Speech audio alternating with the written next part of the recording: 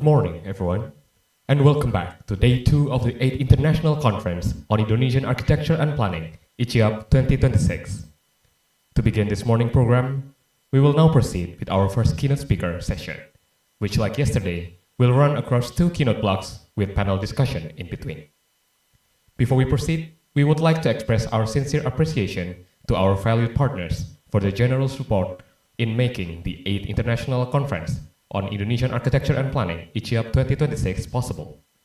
Our heartfelt thanks go to the Center for Spatial Planning, Policy and Regional Development Studies, PSPPR, the Center for Transportation and Logistics Studies, PUSTRAL, Stupa Indonesia, and all supporting partners for their valuable contributions to this conference.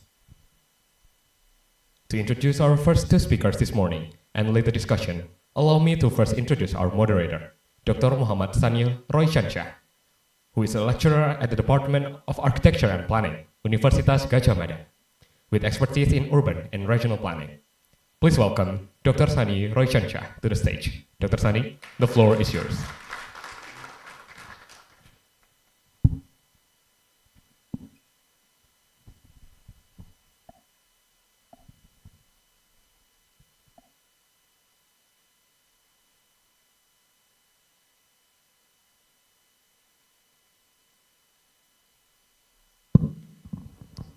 Thank you for placing me in this special occasion this day. It's my pleasure to introduce as the moderator our first keynote speaker, Associate Professor Iderlino Matteo Babiano, from the University of Melbourne. Please welcome. And also Professor Scott Hawkins from University of Adelaide. Yeah, please come.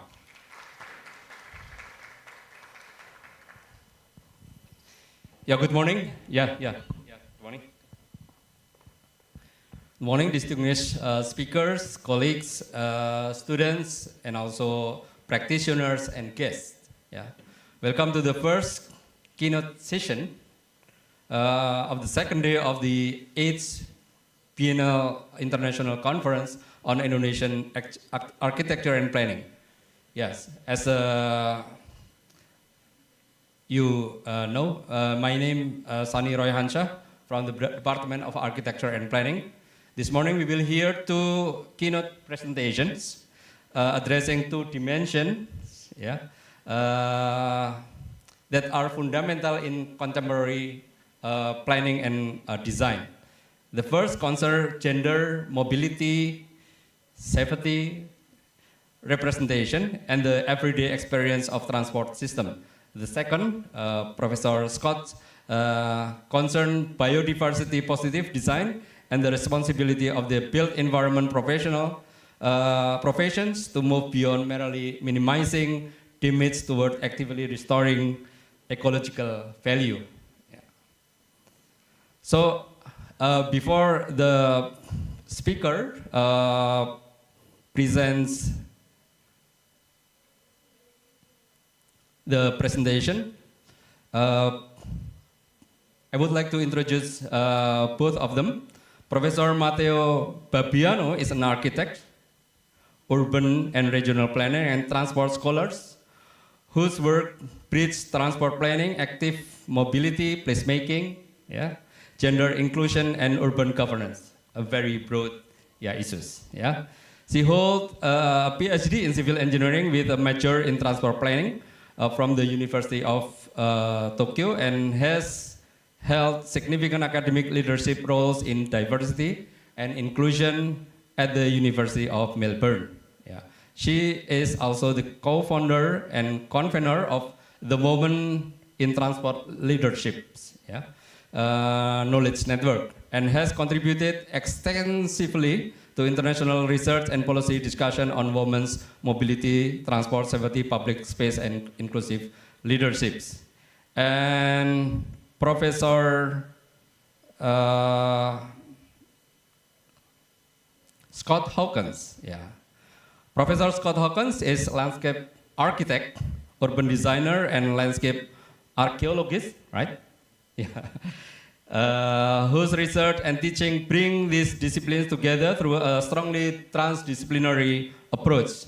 He is an associate professor and program director of landscape architecture and urban design in the School of Architecture and Built Environment at Adelaide University. He is also national leader in biodiversity positive design in Australia and has worked closely with professional and government organizations to advance design approach that respond to biodiversity loss. Yeah, I cannot read all the curriculum vitae, but please welcome and please applause the two speakers. Yeah. Professor Iderina and Professor Scott, the floor is yours. Each will be 30 or 34, 5? 40, okay, 40, yeah. Yeah, because the, we become limit time, yeah. But please, 40 minutes. Yeah, thank you, Pak Sani. Yeah. Do we stand on the... Yeah, you can stand okay. up, yeah.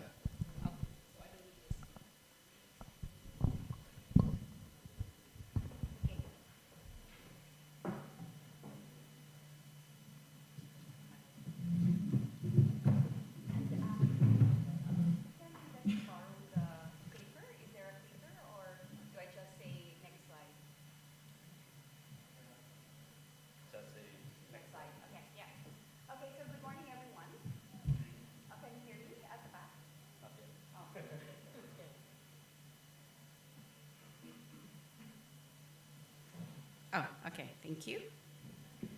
Yes, so good morning, selamat pagi. Dr. Alex Rani Suryandono, Head of Department of Architecture and Planning. Dr. Tuntung is not here, Dr. Tuntung Pandangwati, Chair of the 8 Iciap. So, of course, Pak Sani and Dr. Scott.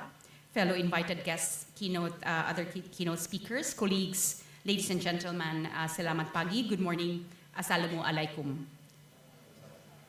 First, I would like to thank the local organizing committee for this invitation. I am very honored to learn from you all. In this presentation, I would like to ask this question: is our transportation system sexist? Is how we approach transportation planning, design, and provision limit or restrict the access of individuals, particularly women? Yes, says the author of the book Invisible Women, Caroline Criado Perez. She claims that while half of the world is female, our transport system is structurally sexist and planned based on the default male. As a result, women's right to mobility and access is denied, and it deprives women from fully participating economically, educationally, socially, culturally. So in my presentation, I would like to ask these 3 questions. First, how do women experience the transportation system? Number 2, what role do women play in transport and mobility? And then number 3, how can gender transformative approaches against gender sensitivity and gender mainstreaming approaches in transport create safer and more equitable transportation environments? In answering this question, I draw from my own research, from the research of others, and most importantly, from my own lived experience as a transport user, and to an extent, a transport worker in the academe, in this sector as well.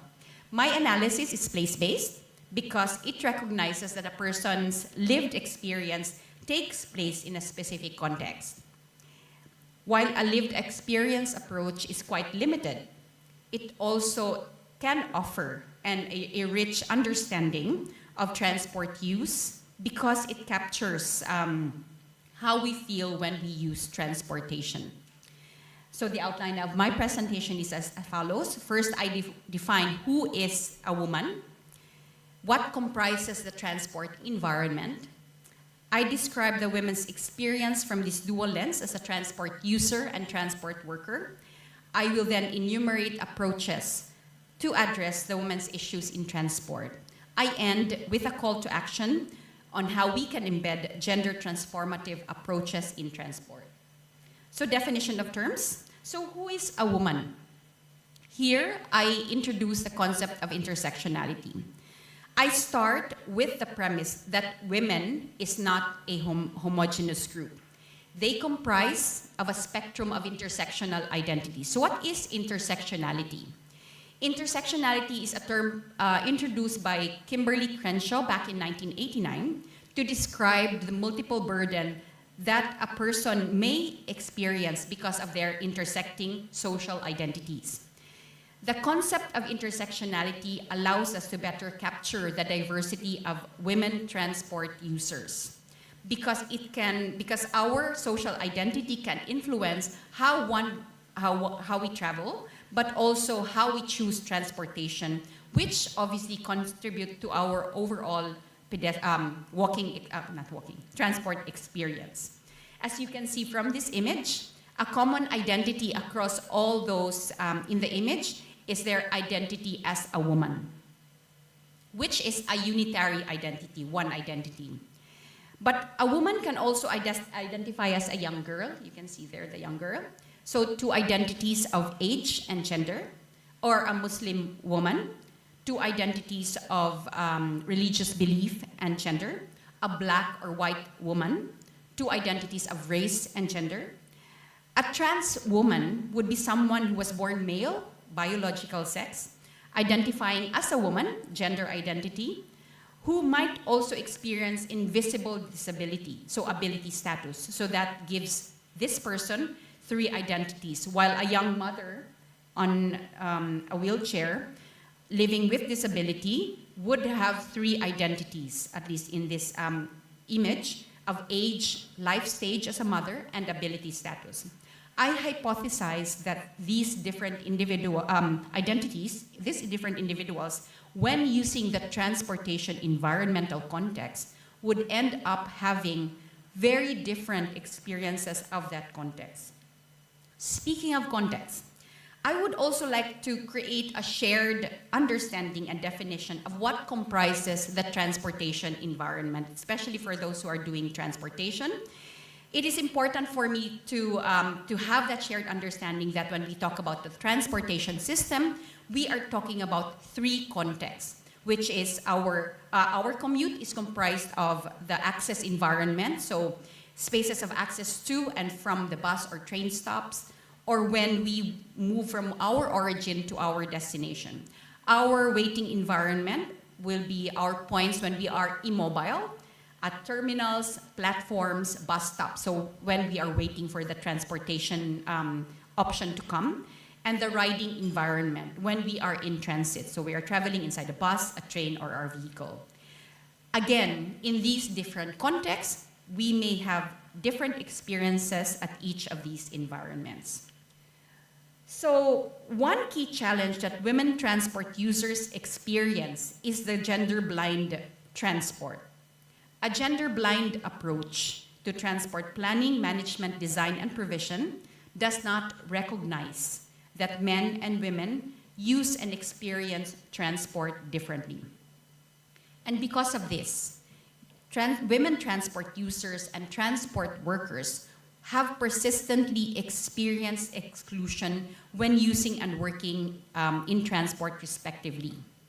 And this is because this system has been designed from the male perspective. They were initially were educated as transport planners, transport engineers, which slows the process of creating more gender responsive and gender transformative transportation.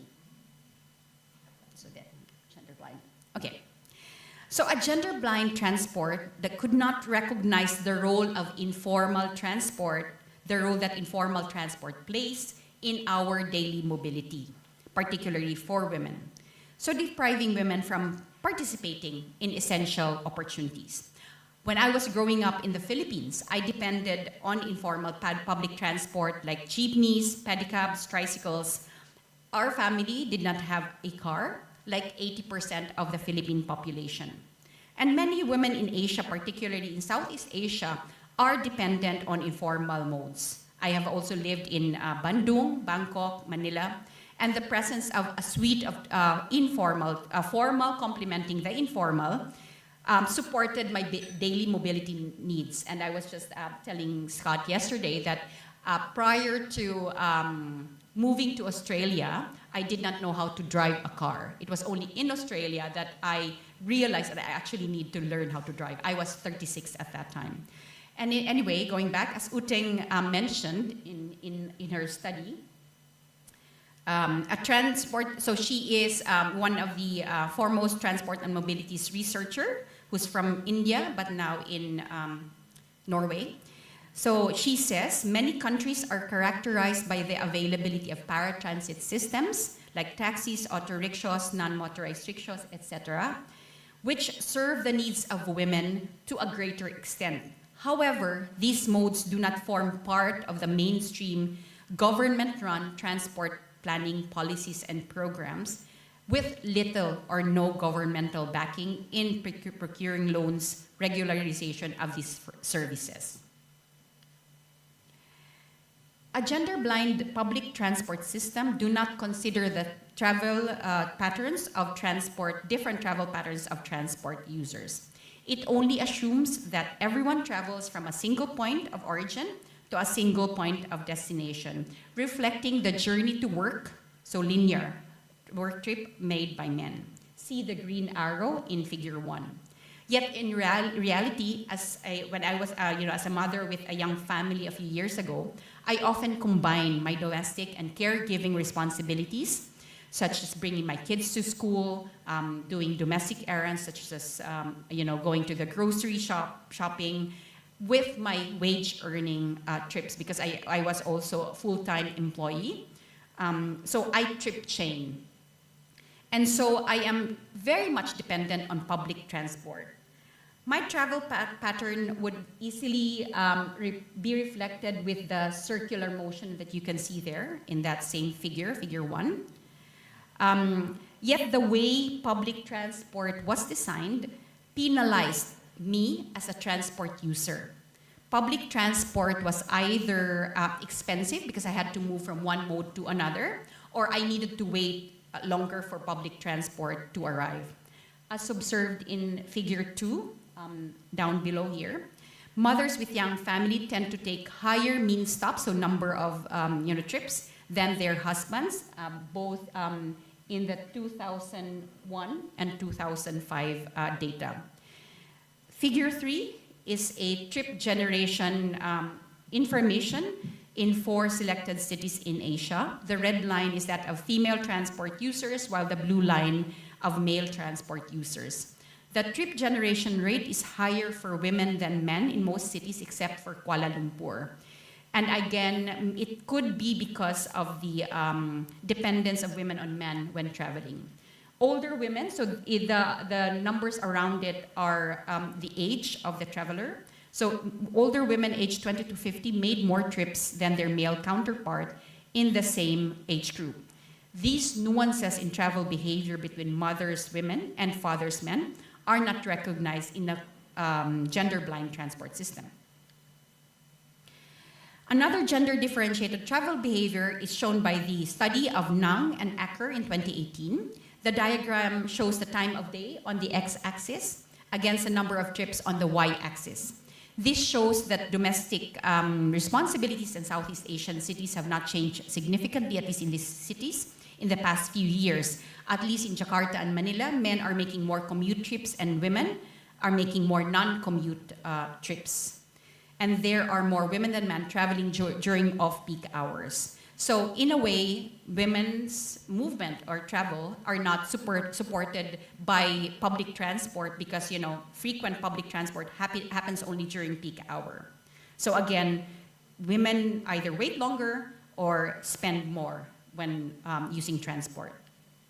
Okay, so a gender-blind transport would turn a blind eye to gender-based violence. I was involved in a comparative study led by Professor Sekaris and Professor Lucaitu Sideris in 2018-2019. So we studied victimization and fear-based gender and sexual orientation in commuting, with a particular focus on college students across 17 cities.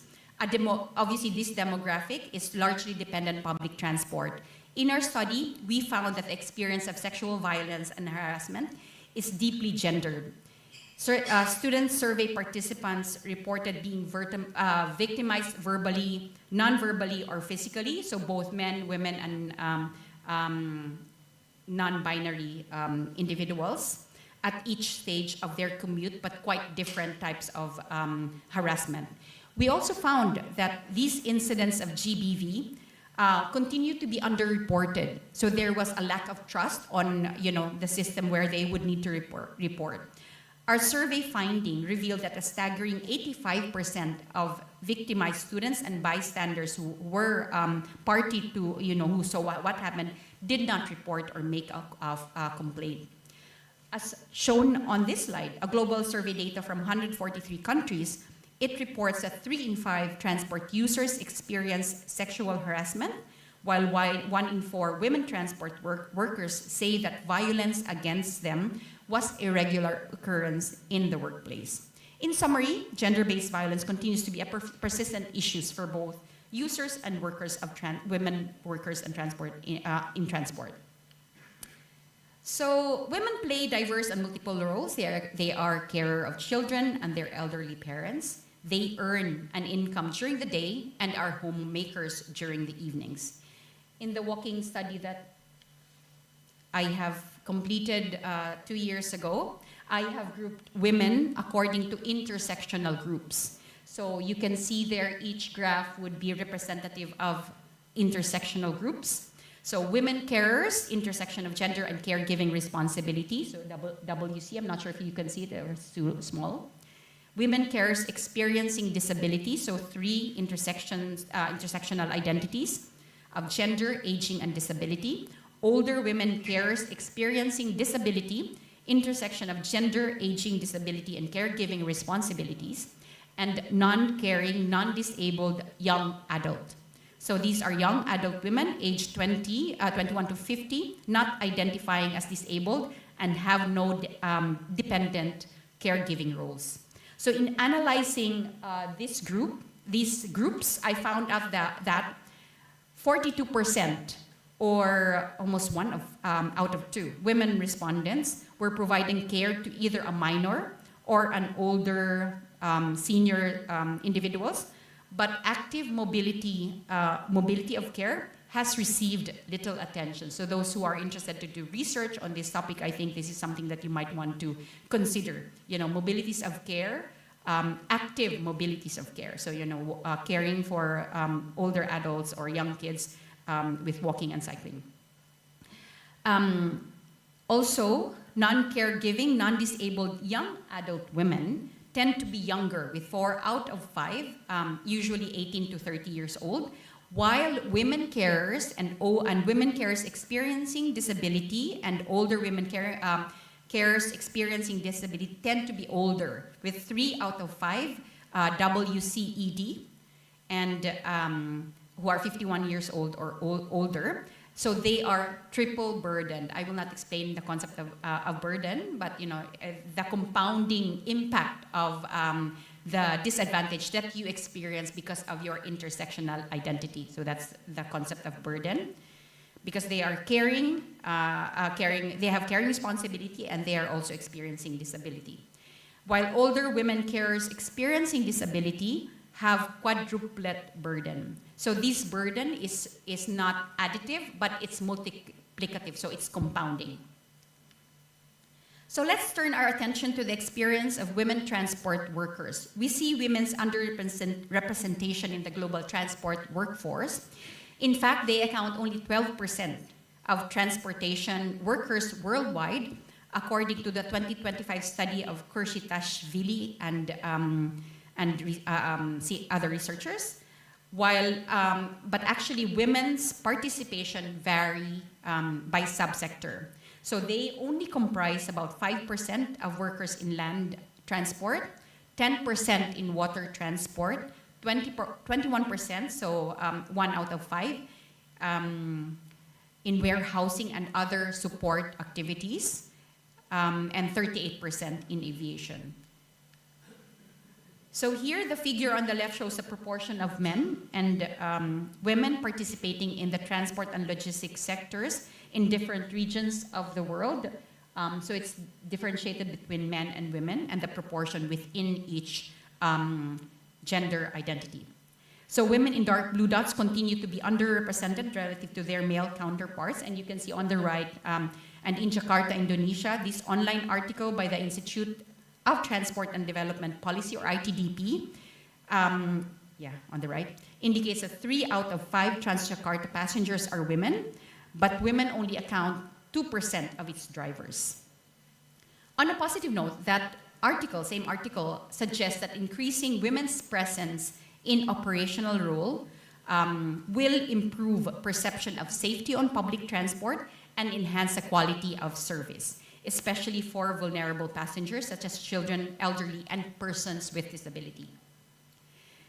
Yet in this figure becomes much less what we consider women's representation in executive leadership positions. So in Australia, for instance, only 4.5% of transport CEOs, or 1 of 20, is a woman.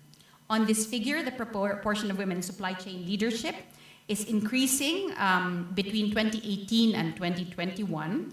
There is a bit of drop in 2022, I suspect because of COVID. But overall trend is in the proportion of women is decreasing as we go up the executive senior leadership ladder. So another issue that requires urgent attention is closing the gender gap in the transport sector. So what is gender pay gap? So gender pay gap measures the difference in the average income women and men receives. As the value goes further from zero, it indicates potentially greater inequality. So the figure on the left is in Australia. There is a 13.8% difference in the weekly income between men and women, male and female transport workers, with male having the higher salary. While in Indonesia, you can see on the right, in the transport and logistics sector, women earn significantly less than men, mirroring a national wage gap where women makes up to 23 to 33% less. While here's a quote from a UK bus driver sharing that, as a long-serving and experienced driver, I found out that I was paid £3,000 less than my male colleague with less experience. I raised a grievance, but was made to feel that I was wrong. These evidence further show that gender pay gap continues to be a persistent and vicious issue in our sector, in the transportation sectors. So how do we then address it?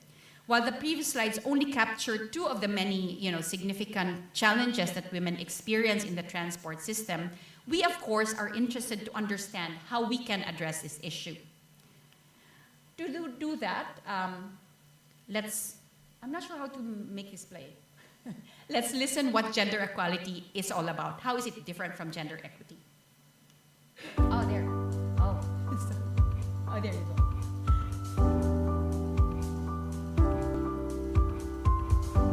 So this is by the SBS Inclusion back in Australia.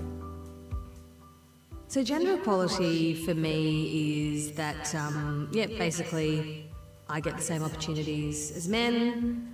It means just because I happen to be female and I happen to have to take time off if I want to have babies, I'm given equal opportunities and that doesn't penalise me. So really it's about, equal pay, equal work and equal opportunity. Well, gender equality is an interesting one for me. I lost my mother when I was only 11, and my father had a career, and he also brought up myself and my sister. She was 3 at the time.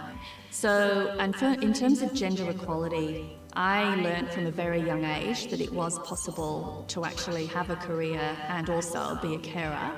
And I guess I grew up not really knowing that there was anything different about that. And I think that's guided me in terms of my principles and, feelings on gender equality. To me, gender equality not only means being inclusive for women, but being inclusive for men as well? For me, it's about providing equal opportunities to females and males in every situation. On the other hand, I do feel that because, at least from anecdotally, there tend to be more women in graphic design. They tend to do like smaller, lower jobs, whereas you tend to find a lot more managers in graphic, like creative leads and stuff like that, tend to be male rather than female. So, I mean, you go to any agency and there's, not almost always, there's definitely like a bit of a boys' club happening somewhere along the line. Okay, so yes, to sum it up, gender equality is the goal. So this is the ultimate objective, wherein it means that everyone, regardless of their gender, has the same legal rights, status, and access to opportunities, while gender equity is the means. So this is the strategy used to reach equality. So that's, the difference between gender equity and equality. So equity acknowledges that not everyone starts from the same place due to historical, cultural, and social disadvantages. That's why it's important to think about intersectionality as a way of understanding where is our starting point. So it involves fairness and justice, meaning different genders may receive specific tailored support to ensure that they have an equal chance to succeed. So we know that transportation plays a major role in achieving SDG number 11, which is to make cities and communities more inclusive, safe, resilient, and sustainable. Sometimes overlooked are gender issues associated with transport and land use. So women's actual participation in transport planning has continued to be limited, and there are very few change champions in senior level positions within the transport industry. So when we are purposeful and intentional in identifying the gender issues that are at play, we can then identify what kind of intervention is most appropriate in specific situations.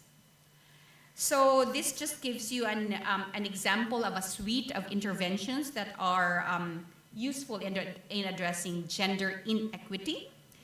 And so these are, some gender mainstreaming are very much a strategic priority of countries and cities. So for instance, we have Vienna in Austria, Sweden, Barcelona in Spain, wherein they have intentionally implemented strategic frameworks that would enable it would embed gender mainstreaming in their policies as well as in practice. Sil and Chowdhury list these strategies to help us reimagine a more gender-responsive transportation system. These interventions are infrastructural changes such as adapting CPTED, crime prevention through environmental design, wherein we improve views, so you can see from the figure on the right, wherein there are concept of Jane Jacobs on eyes on the streets, etc. So I personally believe, so there are also sex segregation, women-only trams. I know this concept is quite contested. Some agree, some don't disagree because they don't really address the root issue of gender inequity. Digital intervention, so safety pin, for instance, they try to ask you to identify where are the safe spaces, unsafe spaces, and they use also the data to influence government to improve public spaces in India. Gender budgeting in transportation. So there's a budget, and then women's groups, citizens then decide how they will allocate that budget in terms of improving gender in their locality. So these are just examples, and I think a suite of these are necessary to actually move the needle forward in terms of gender equity. In addressing the issues raised in the transportation workforce, the Asia-Pacific Economic Cooperation, or APEC, has laid out stages to increase women's participation in leadership. So they've identified attraction and recruitment, HR policies and practices, retention and career progression, legal and policy framework, data collection, and research. So I'll give some examples in the next slides.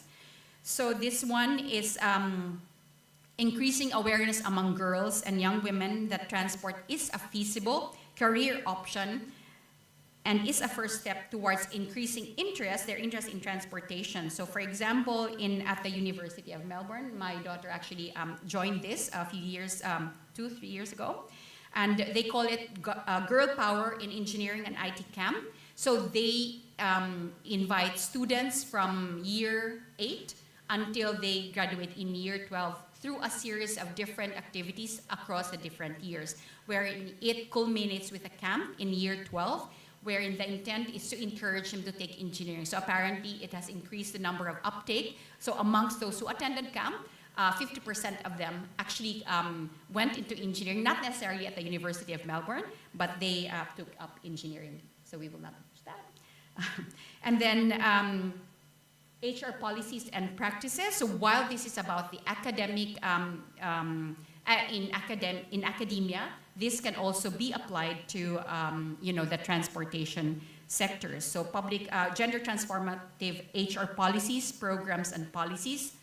One of the policies, like for example, is Merle Pledge. It means that when we are organizing conferences, we ensure gender equality. So number at a minimum. So number of men and women are equal, who are invited as keynote speakers. There's period positivity at Monash. The University of Adelaide has put together a family-friendly website to better support staff with families. Swinburne Women's Academic Network, or SWAN, was established in 2015 to address the underrepresentation of women in senior academic and professional roles.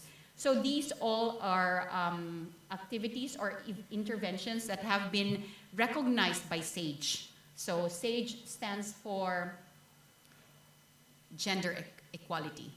Something in Australia, I forgot what the S is, in gender equality.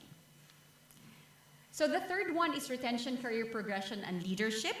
These are examples that support career retention in the transport sector. So mentoring programs and leadership development have been adopted by the Department of Transport, for example, in Victoria, to encourage more women into transportation leadership role.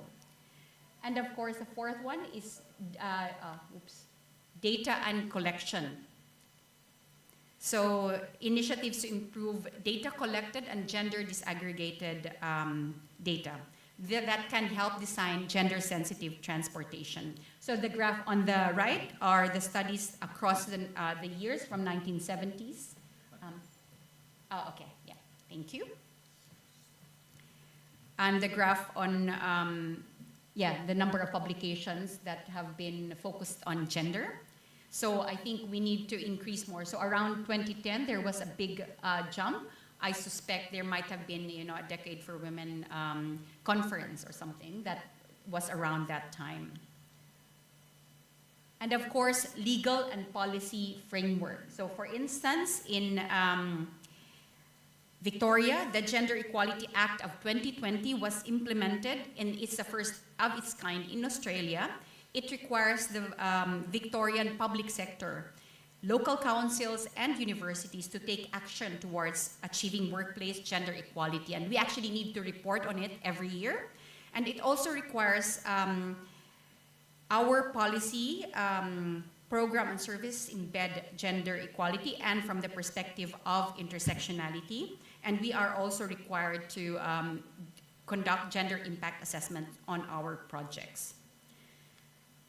So let's zoom out to the bigger picture, zooming to the Asian region in a recently published title by Sil and Chowdhury. Do They Hear Us? A Practical Framework for Designing Gender Inclusive Transport Policies in South and Southeast Asia. So you can find here that there are actually 8 out of 10 Southeast Asian countries who have national transport policies, right? But the question is, to what extent is gender embedded or included in there? So I think I have a few more slides. So you can see here a comparison of gender inclusion in transport policies in South and Southeast Asian countries. I've just identified those in Cambodia, in Southeast Asia, not necessarily South Asia. So you can see here a score below 0.2 or 20% is classified as very low. A score between 20% and 30.6% is considered low. and then 50% and 30% is medium, and over 50% is high gender inclusion. So only Pakistan, it has very high gender inclusion. On the other hand, Philippines and Cambodia has a higher gender inclusion of its policy objectives and baseline at 70%, while Malaysia and Brunei's evaluation monitoring demonstrates a high gender inclusion at 50%. I'm not sure about Indonesia, but you do have a transport policy, national transport policy. Here is 4 quadrants with x-axis female transport demand and y-axis gender inclusion scores in national transport policies. So only Pakistan is on the upper left quadrant, which means high female transport demand as well as high gender inclusion in the policy space. So no country in Southeast Asia falls under this first quadrant, and I think all of us, our countries, is on the lower right quadrant. So that's the second quadrant. Greater gender inclusivity compared to demand includes countries with low female transport demand. The fourth quadrant is high priority. These include countries with high female transport demand, greater than 50%, but has low gender inclusion levels in the national transport policy. Almost all of us are in here.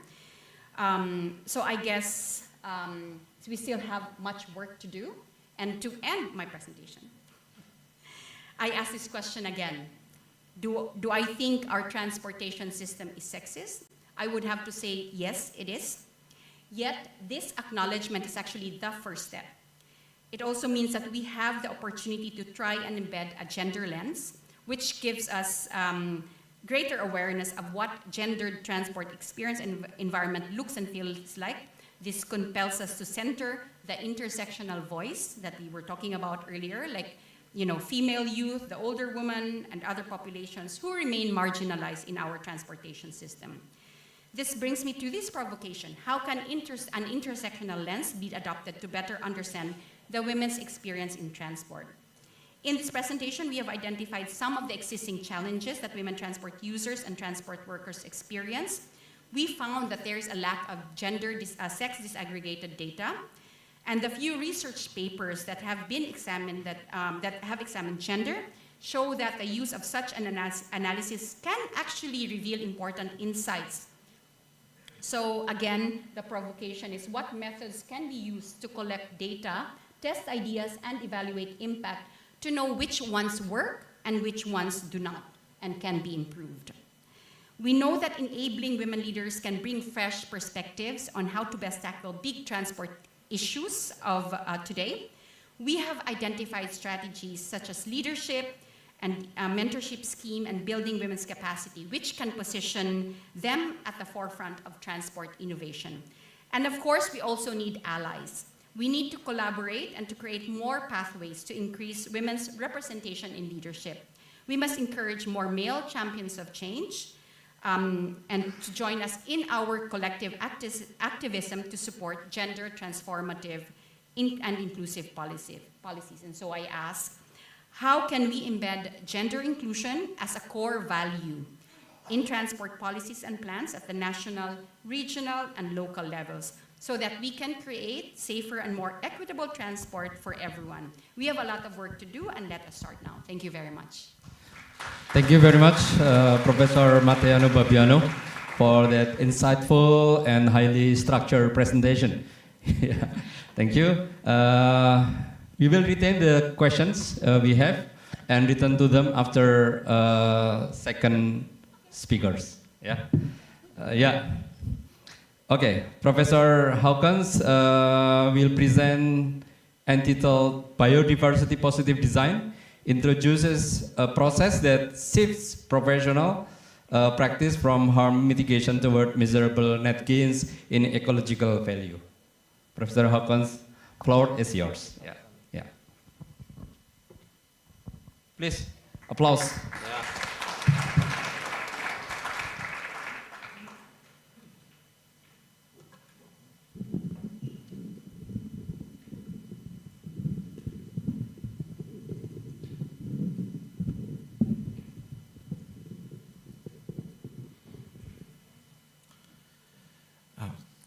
Selamat pagi, everyone. Thank you so much for this kind invitation to present. I've met so many new colleagues and new acquaintances and been introduced to so many wonderful ideas that I'd like to keep talking about after the workshop and the conference finishes. So, that's what conferences are all about. So congratulations to all the organisers for putting on this this brilliant conference, and especially to the chair.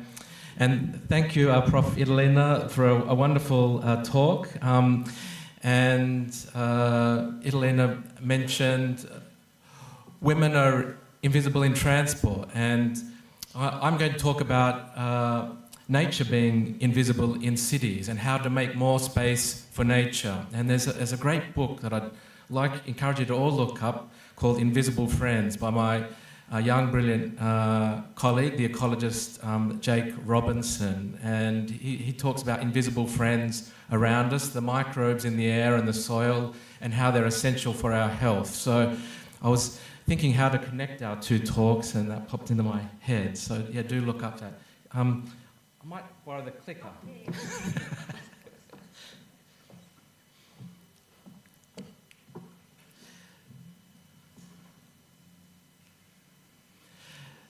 So today I'm going to introduce a project that I've worked on with my colleagues for the past, 3 or so years. And at the centre of that project is a process for architects, planners, landscape architects and professionals to include nature and biodiversity in the design and urban development process. And I'm going to introduce that and then talk about some examples, case studies, and hopefully we make some time for questions and discussion at the end. And I know there's always not enough time for discussion, so please come up to me and talk to me afterwards, or reach out by email if you don't connect today. So what I'm going to present today involves a team, and these are my co-authors on the Biodiversity Positive Design Guide that we put together. And it includes professional landscape architects and urban designers, architects, ecologists, people working in government and academia. So all of these people, and also science communicators too. And that's my contact there if you'd like to reach out. So before I go any further, I wasn't sure if I should put this in at the beginning or the end, but download the guide. Right? If you want to take one thing away from today, take the guide. It's available there, especially for you, but also for everybody. And it's meant to be used and critiqued. So, I see this as the first step, putting something on the table to start the conversation. And it's not meant to provide all the answers, but really to get us thinking about how do we include nature in designing, building our cities. So, firstly, what is biodiversity positive design? So, here's a definition that we put together.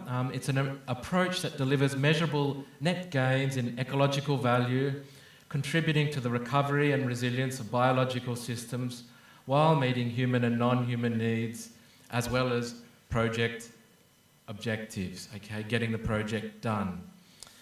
And it didn't start or didn't come out of thin air. It relies on a conversation and a whole range of initiatives that are really interesting and important, including standards by the Society for Ecological Restoration Australia, the SERA standards, concepts such as nature-based solutions, and also recent initiatives such as the UK's Biodiversity Net Gain, and also the American Society for Landscape Architects have recently launched a guide too. So consider all of these and look at all of them.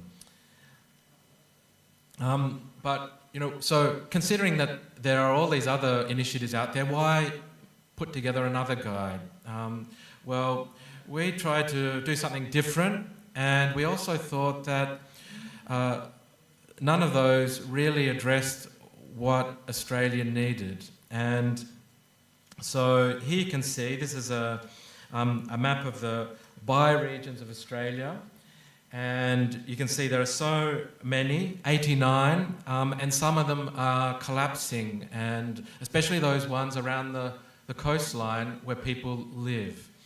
And these are unique, it's this mosaic of unique ecosystems and landscapes, and they're found nowhere else. So we thought, well, we need to acknowledge our uniqueness and design a guide that addresses that.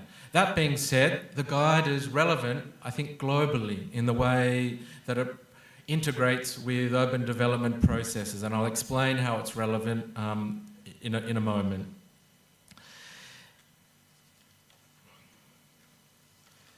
So you saw the bioregions there, and they represent over 30 million years of evolution. And Australia has been down south below Indonesia, evolving, sharing some biodiversity with Indonesia, but evolving in isolation. And it has distinctive things such as fire regimes, very nutrient-poor soils, and also the oldest continuous living culture on the planet, the Aboriginal people of Australia, which I'll talk about more in a moment.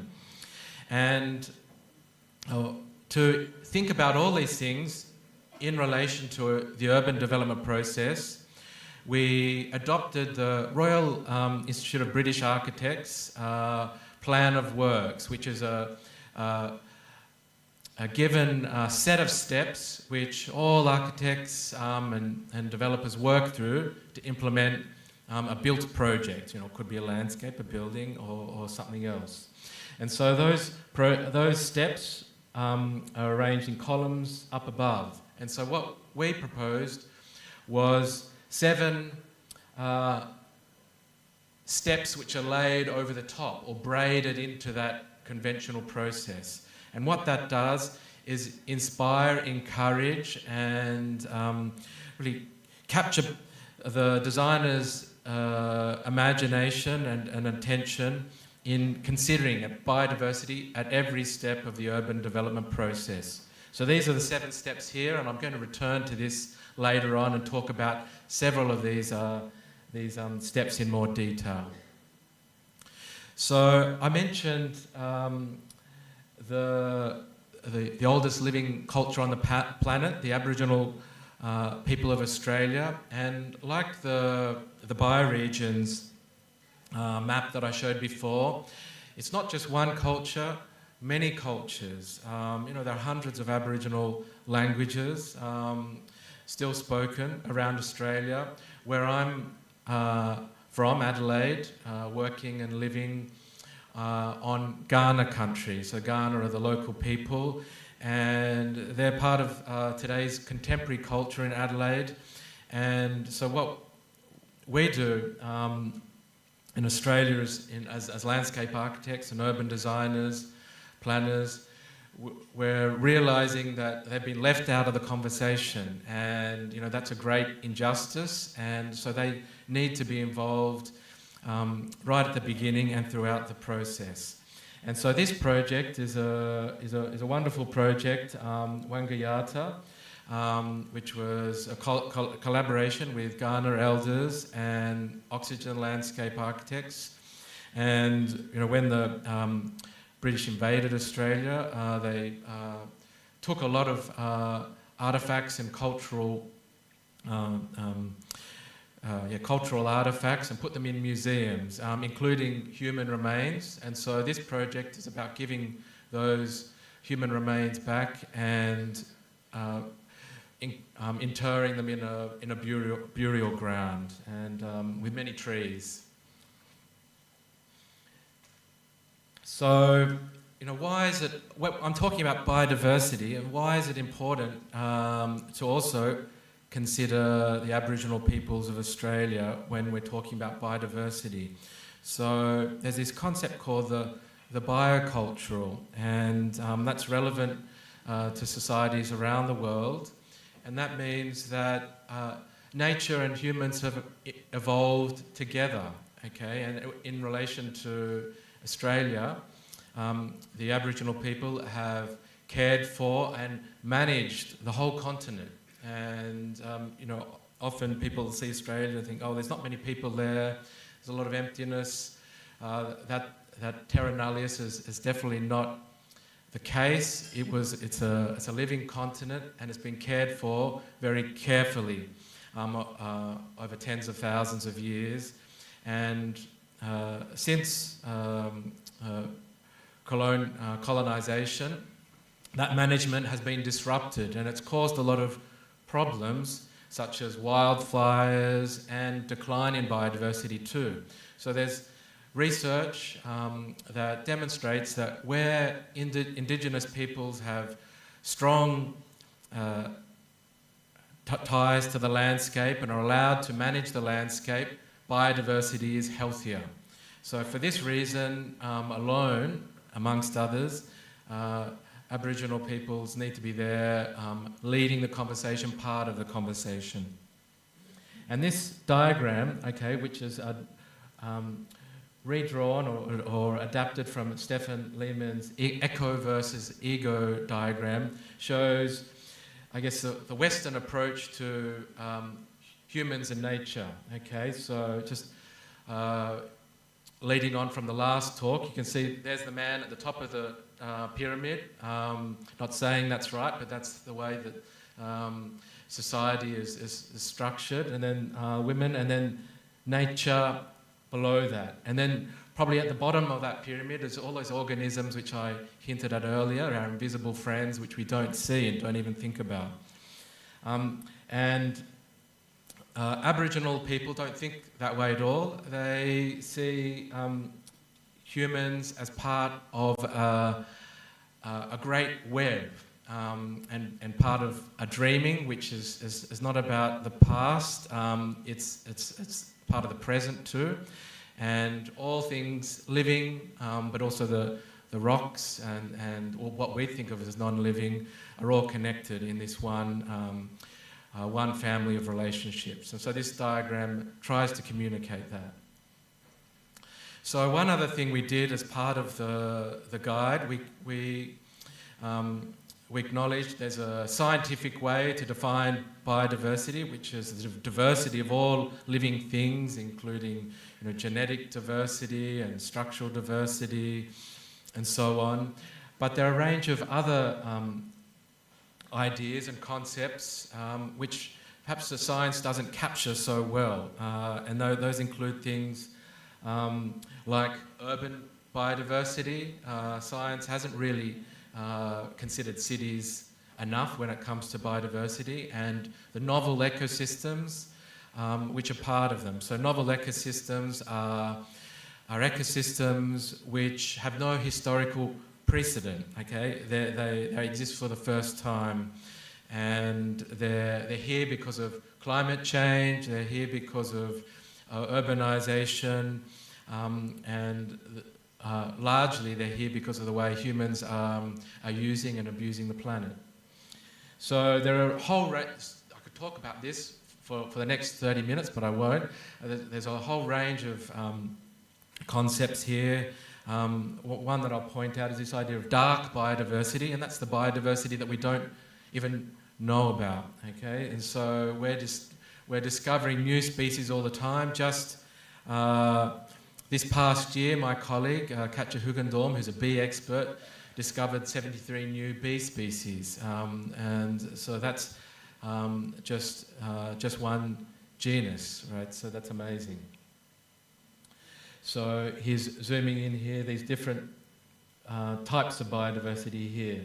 And the science now is working with this concept of essential biodiversity variables, the EBVs. And that's the way science is trying to understand and measure biodiversity across countries, across ecosystems. So we're all living in cities. Sometimes it's easy to think, well, the biodiversity is okay. It's outside of cities. There's enough space for it. Unfortunately, that's not the case. So, humans choose to live actually in areas where there's high biodiversity. And this map that I put together shows the threatened species. And anybody who's been to Australia knows that we all live on the coast, right, around the edge of the continent. Not all of us, but most of us. And that's where our cities are. And so the threatened species are clustered where we're living in our cities. And so what does this mean? It means that we have to think differently about conservation. In fact, we can't just focus on conservation. We need to think about building back biodiversity and making more space for nature and invite nature back into our cities. And so these are some of our neighbours in Australia. You'd have different neighbours here in Yogyakarta. But the southern myotis, leadbeater's possum, the growling grass frog, the carbon-up king spider orchid and Cayley's grevillea, these are all threatened. And in fact, there are over 370 threatened species that share their range with urban areas in Australia. So this graph, which has been put together by scientists and a range of ecologists, shows that if we focus on conservation alone, that green line, we will flatten the extinction curve, right? But we're not going to do that quick enough, and it's not going to achieve enough nature gains. So what we need to do here is to think about sustainable production, and when it comes to cities, thinking about how to build our cities differently with resources that don't threaten our natural environments, and also creating spaces which make room for nature and our fellow creatures and organisms.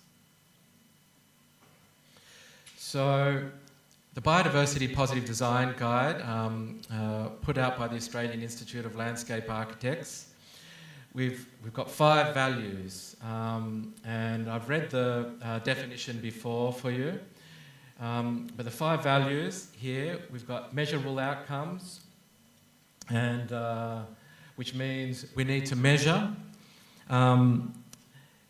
what we're doing in our projects. So we need to establish a baseline, what biodiversity exists there, how can we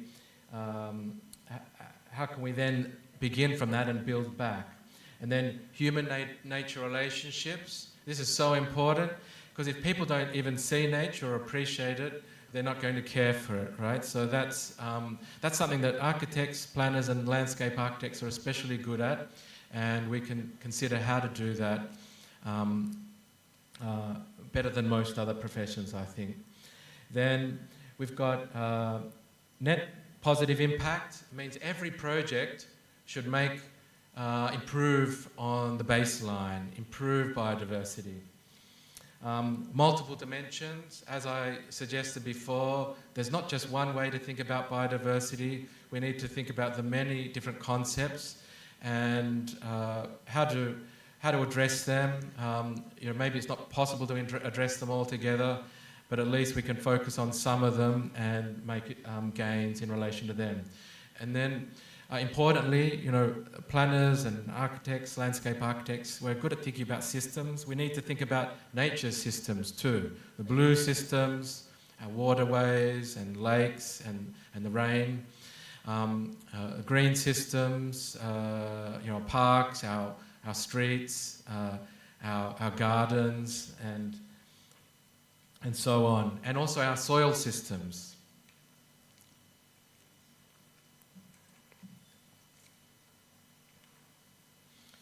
So here throughout the guide you'll notice there are a range of photographs. And these are all taken from award-winning projects in Australia. And what we did, we looked at what was being done and learned from that, okay? What's the best practice and what are the principles these projects suggest? And so these are the 8 principles that we came up with, okay? And so these sort of echo and further some of the values that we've already put previously in the 5 values, but also build on that. So measure and adapt for net positive outcomes. Design with country, so recognise traditional owners, primary knowledge holders about ecological processes and cultural landscapes. And then number 3, retain existing assets and design for succession.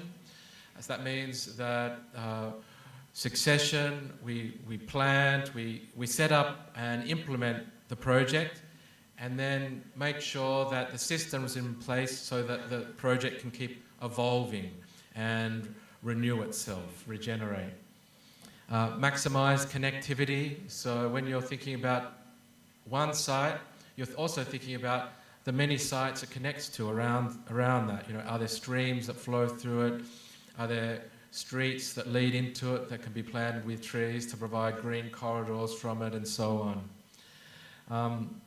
And then cities have a negative impact on nature and biodiversity, and so we need to think about how to turn that around and to soften the impact. Okay, that includes things like pollution, okay, reducing pollution, and some types of pollution we don't really think about enough, and that includes noise pollution, which affects nature, and also light pollution as well. So we need to redesign those systems within our buildings and landscapes.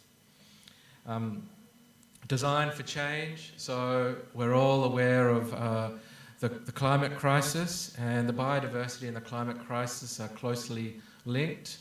And so we need to make sure that the landscapes are going to be able to survive into the future as the planet warms and our climate changes too. And fostering human-nature connections, establishing the communities that are going to care for these landscapes and help manage them into the future. And finally, take every opportunity. And here you can see there's a project. The Art Gallery of New South Wales has built a new wing, and they have thousands of new native plants on the roof of that building. So there's no excuses. We can include nature in all types of projects. So I introduced the 7 steps before, and I'm going to give a glimpse into a couple of those steps. One thing that is often asked is, how do you measure or understand if you're making a difference? And it's a good question, and one we haven't answered. So answered exactly. So the answer is there's many ways. Okay. So here you can see measurement and targets. That's step 4. And so we've included a series of reflective questions and prompts, as well as a range of tools and current tools and approaches. And so we encourage practitioners to ask, do measurement approaches capture the complexity of biodiversity while remaining practical to implement? And how will we ensure measurement continues beyond the project completion to verify long-term outcomes? That goes back to the idea of community and perhaps citizen science. Are our targets ambitious enough to demonstrate genuine biodiversity gains rather than simply reducing harm? That is, are they positive? And how can citizen science and community monitoring complement professional assessment to build stewardship? And then finally, what adaptive management triggers have we established to respond when targets aren't being met? So things don't always work, and we need to be open to that. So this diagram that I showed before is one starting point. Some of the things that might be measured, such as ecosystem structure, biodiversity loss. What are the threatened species on the site? You might use them as targets. For instance, and the number of native species included in projects too. So this is one project on the roof of a Melbourne building by Hassel. And so one project can't solve all the problems, right? So it's important to set your own goals, targets, and set up specific measurement systems to address that. So on a rooftop, you only have so much soil, and so not possible to have large trees and so on, but you can have these grasses and perennials and other shrubs for pollinators, for instance, or small birds. And what species to choose, right? Well, one way to think about it is to choose a target species. So what's a target species? A target species might be an indicator species, which is important because it might be threatened, or it might help the ecosystem more generally, be a keystone species. So this bee here, this is the blue-banded bee, one of our nice native bees. It doesn't have a hive. It lives a solitary life, and it nests in the ground, in the soil, in the earth. And it has a tremendously long tongue, or proboscis, to pollinate or to drink the nectar from the long tubular flowers. I think this is an Eremophila flower, one of the beautiful flowers we have in Australia. So these kinds of relationships are not interchangeable. Okay, so some species only pollinate certain plants and have evolved over millions of years, and so we as humans cannot just select another species and hope it will do the same job. So these intricate relationships are still being understood, and so for that reason it's important to focus on your local biodiversity, the things that you find in your landscapes locally. And this piece of research by my colleague and one of the report co-authors, Amy Haas, talks about the different types of animals and how they move. And so, for instance, you might have a frog or a lizard that just lives in one spot, okay? And you can design for those species, and they're going to live their whole life cycles just within maybe that one park or one backyard even. And then you have other species like these insects or birds that might forage amongst several sites. And so then you have to think about those networks when you're designing cities as well. And then there are some very mobile creatures, maybe bats and some insects too, that cover great distances. And so to think about these larger networks of this patchwork of parks and avenues and creek corridors and so on is essential.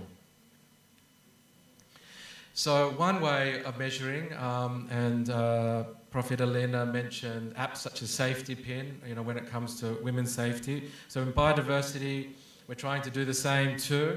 And everyone can download on their phone apps like iNaturalist and you can become a citizen scientist straight away and go and take a picture and record it in your local reserve or nature reserve, or even on the campus here, or take a picture of a beetle, and you might be able to identify it or might not. And if you can't, you can become part of a global network of citizen scientists who will probably identify it for you with incredible speed. This is one app which links into iNaturalist, BioCollect, and that's set up by the Atlas of Living Australia.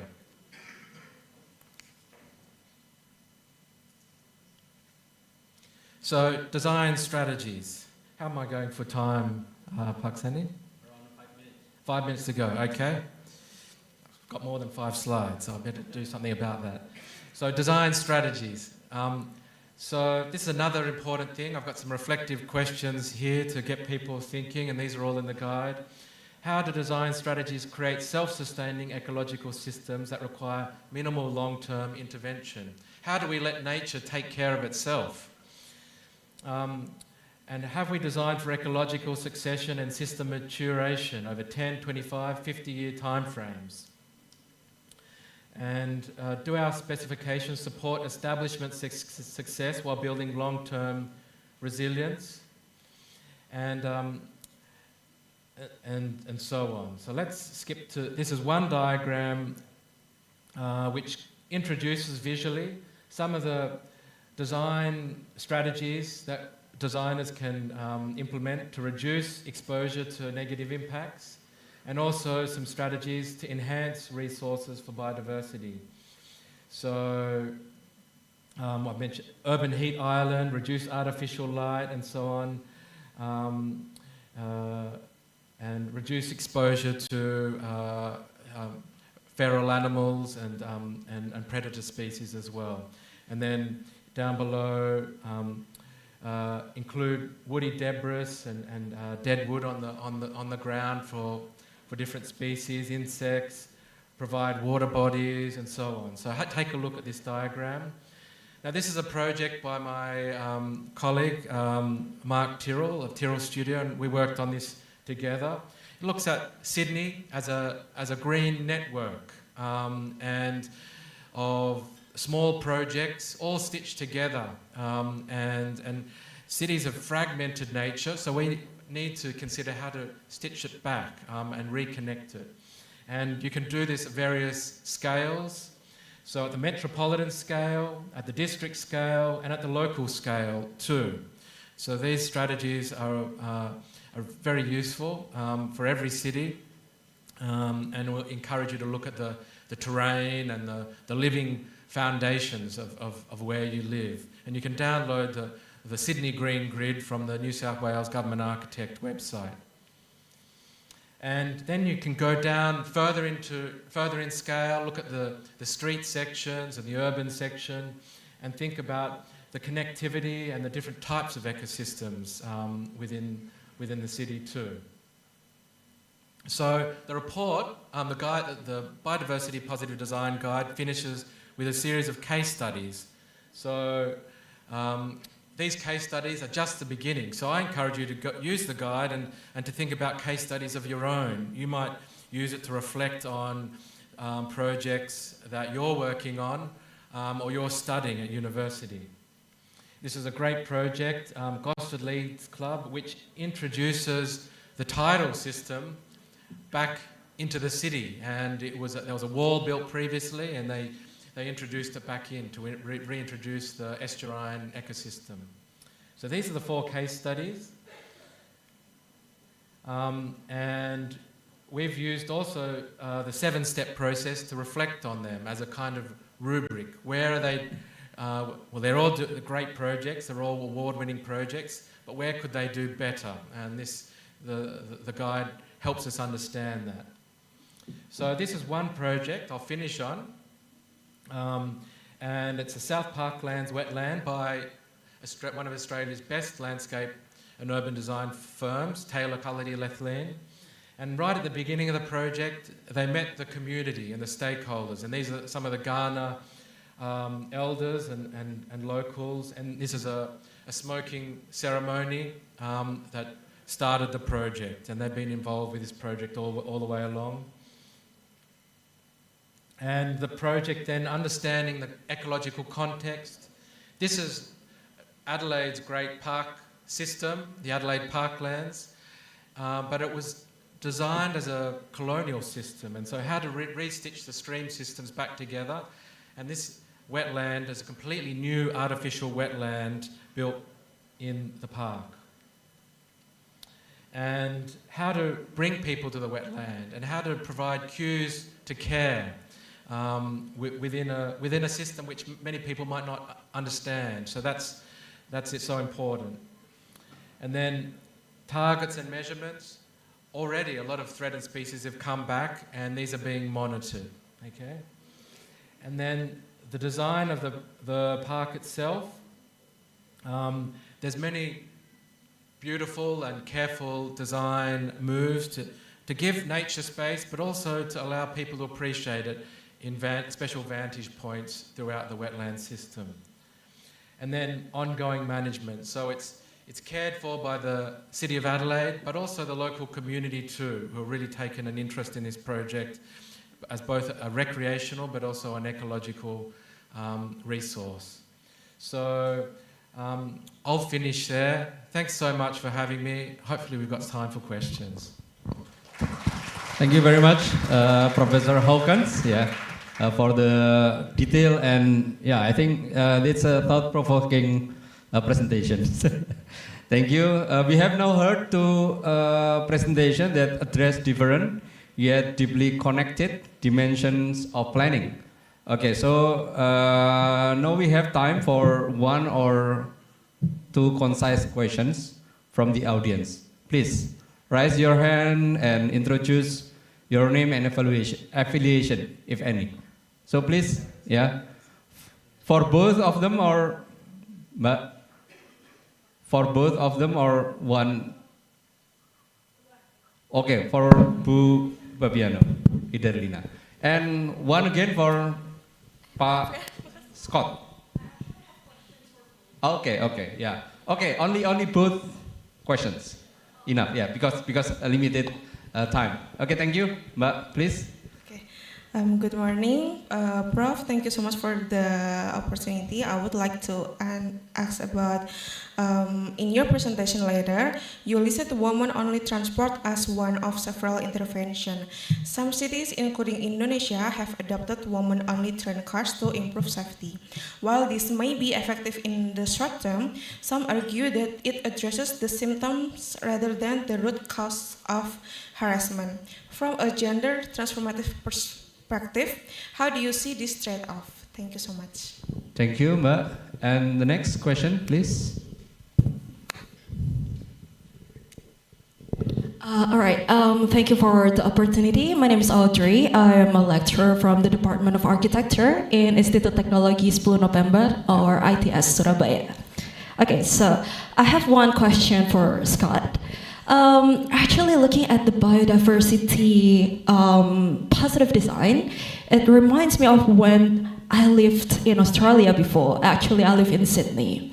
And I remember that there we have this, we call that as a rating system. We have neighbors, we also have Green Star, LEED, etc. that focuses on the sustainability of the whole environments. And in Indonesia, we also have that. We call it Green Building Rating System. And among all the other aspects of the assessment, we also think about the diversity in, for example, like the vegetation that we have in our buildings, etc.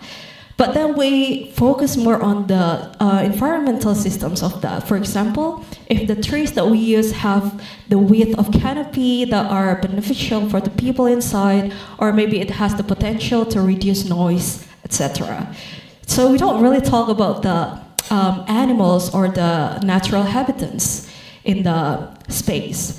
So do you think it's necessary for us to actually include biodiversity into that rating system? And second of all, in Australia, is there any other kind of like rules or like rating system that talks specifically about biodiversity? All right, that's it for me. Thank you. Okay, thank you, Mbak Audrey, for the questions. And I may invite, Professor Matteo Babiano first. Thank you, Pak Sani, and thank you very much for your question. Yes, that's a very relevant question, an important question to ask. And I think I did mention in my presentation that definitely the concept of women-only train has been quite contested. So because it doesn't really address the root cause. And I think from my perspective, there is a need to really look at a suite of intervention to address the issue. And sometimes even the issue of gender-based violence need not to have a gender-based violence solution, but it could be a solution from another kind of sector.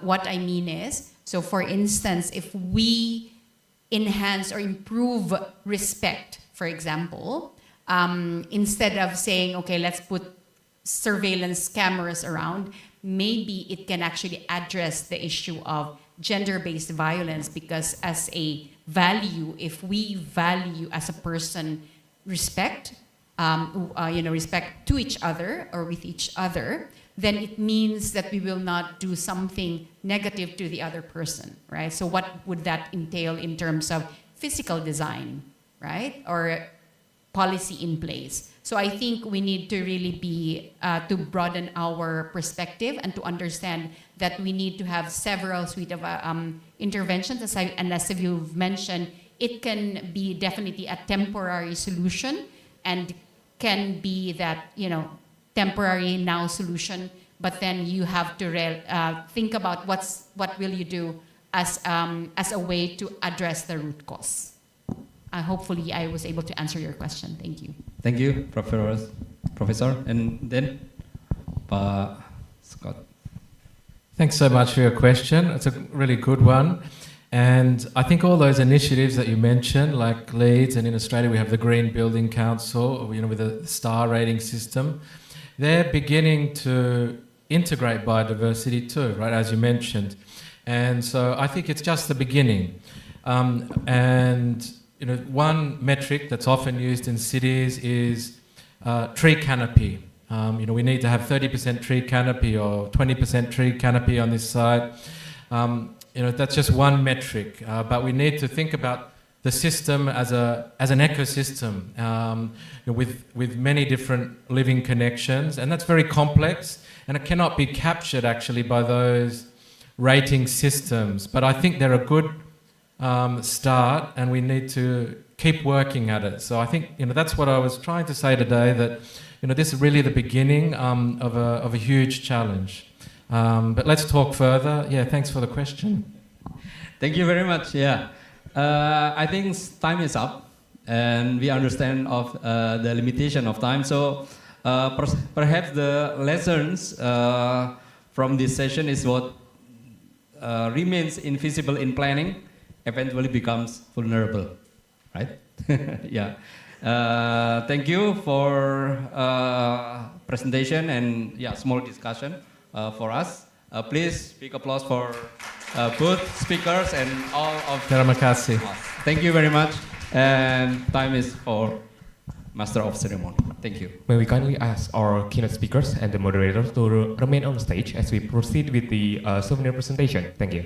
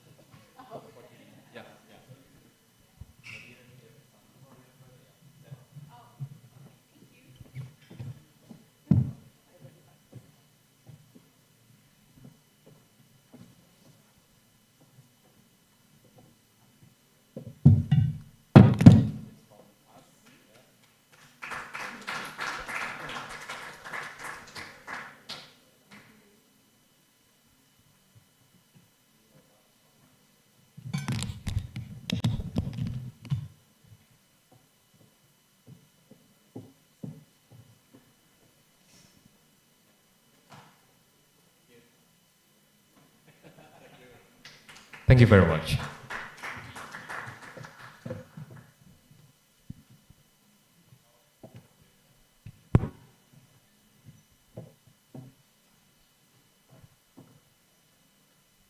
Thank you very much, Dr. Sani, and to both of our speakers for that excellent first keynote block. Let's give them a round of applause.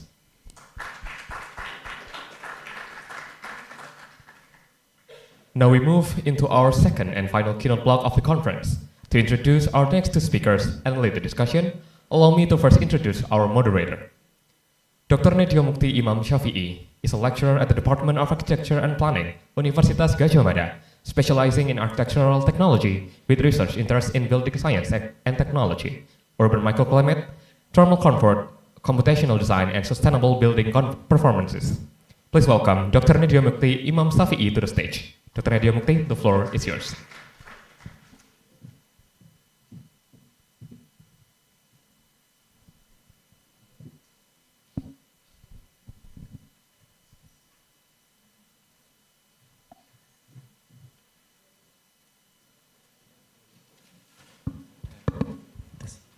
Bismillahirrahmanirrahim.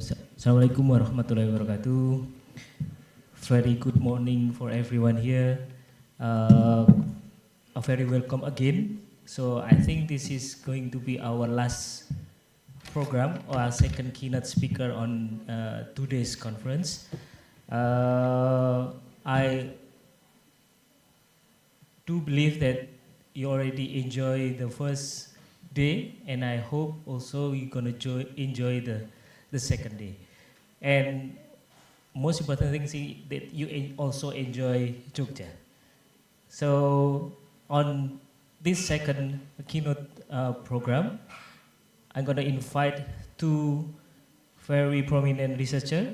One is Dr. Steve, and the other one is Dr. Sayer. Please come to the stage. Please give an applause.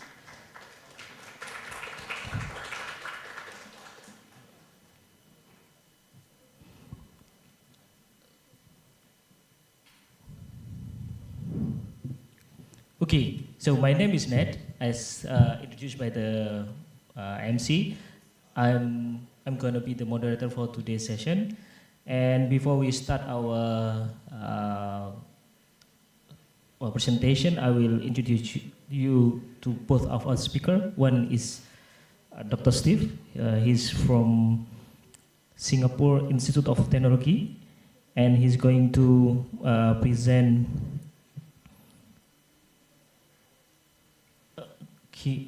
presentation entitled, I'm sorry, I kind of lose your presentation, Steve.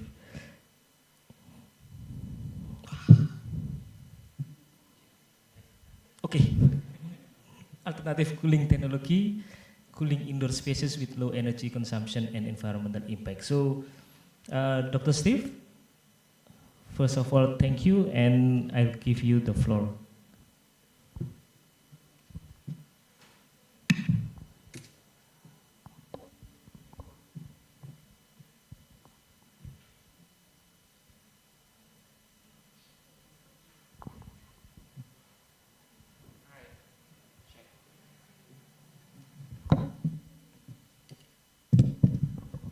Okay, selamat pagi. Assalamualaikum. I'm happy to be back in Yogyakarta. Pak Jonet is my old friend since, I don't know, 15 years ago, I think, when we were in US. So I think I'll just quickly share about what I've been doing recently in SIT in terms of green building technology. Just a quick introduction. I'm currently associate professor, and I'm the chairman for sustainability education. So I'm looking at sustainability at the horizontal for the education in the university, and my research expertise is very much actually originated from the urban microclimate assessment. I do a lot of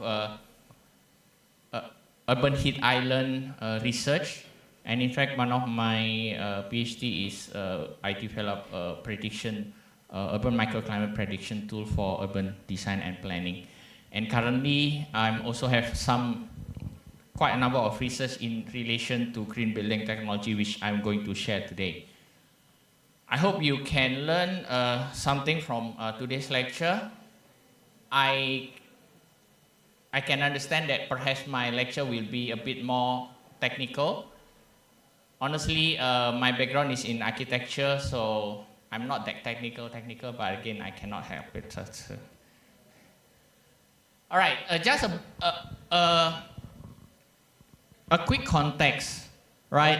In the context of carbon emission reduction, Singapore has signed with the Climate Change Accord that have committed to reduce this 45 to 50 metric ton CO2 equivalent by 2035, right? And if you're looking at the overall energy consumption and carbon emission in Singapore, actually building account for about 30% of the carbon emission. Of course, the biggest one is the industry, because we have a petrochemical industry and so on. Now, when we talk about reducing the carbon emission for building, then that national target comes down to the building sector, right? And then what is the vision and what is the target for building sector in Singapore? So if you're looking at this target, basically we have a target, what we call it as a 80-80-80. The first one is 80% of buildings to be green by 2030. And for the new development, they have to achieve super low energy building by also 80% by 2030. We have green building rating. In Indonesia, you have green ship, but in Singapore, we have what we call it as a BCA green mark. And one of the highest rating, right, in the past few years, it was platinum. And then now they have increased it into a super low energy or even net zero and positive energy. And then of course you need to increase your energy efficiency of your building stocks 80% from the 2005 standards. Then you may ask, okay, now it's already 2026, 2030 is another, how many? Less than 4 years, right? We are in the middle of 2026 already. So what's the status now? So the status is, for this first goal is about 66%. This data was shared, I think, last month. This is the one that is a bit challenging. It's only 33%. And this one is closer, which is 72%. So if you're looking at that statistics, right, there's so much, when you talk about energy consumption in building, most of the energy consumptions are coming from the your cooling system, which account for 40 to 50 or even 60% of your building energy consumption. And the cooling technology, in terms of the active system, your chiller plant, to be honest, has already reached the ceiling. Reach the ceiling means the technology itself is already so much efficient that you cannot even make it lower.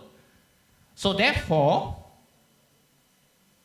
yeah, so before I go to that last statement, I just want to share with you, when you want to reduce or to achieve your green building into a super low energy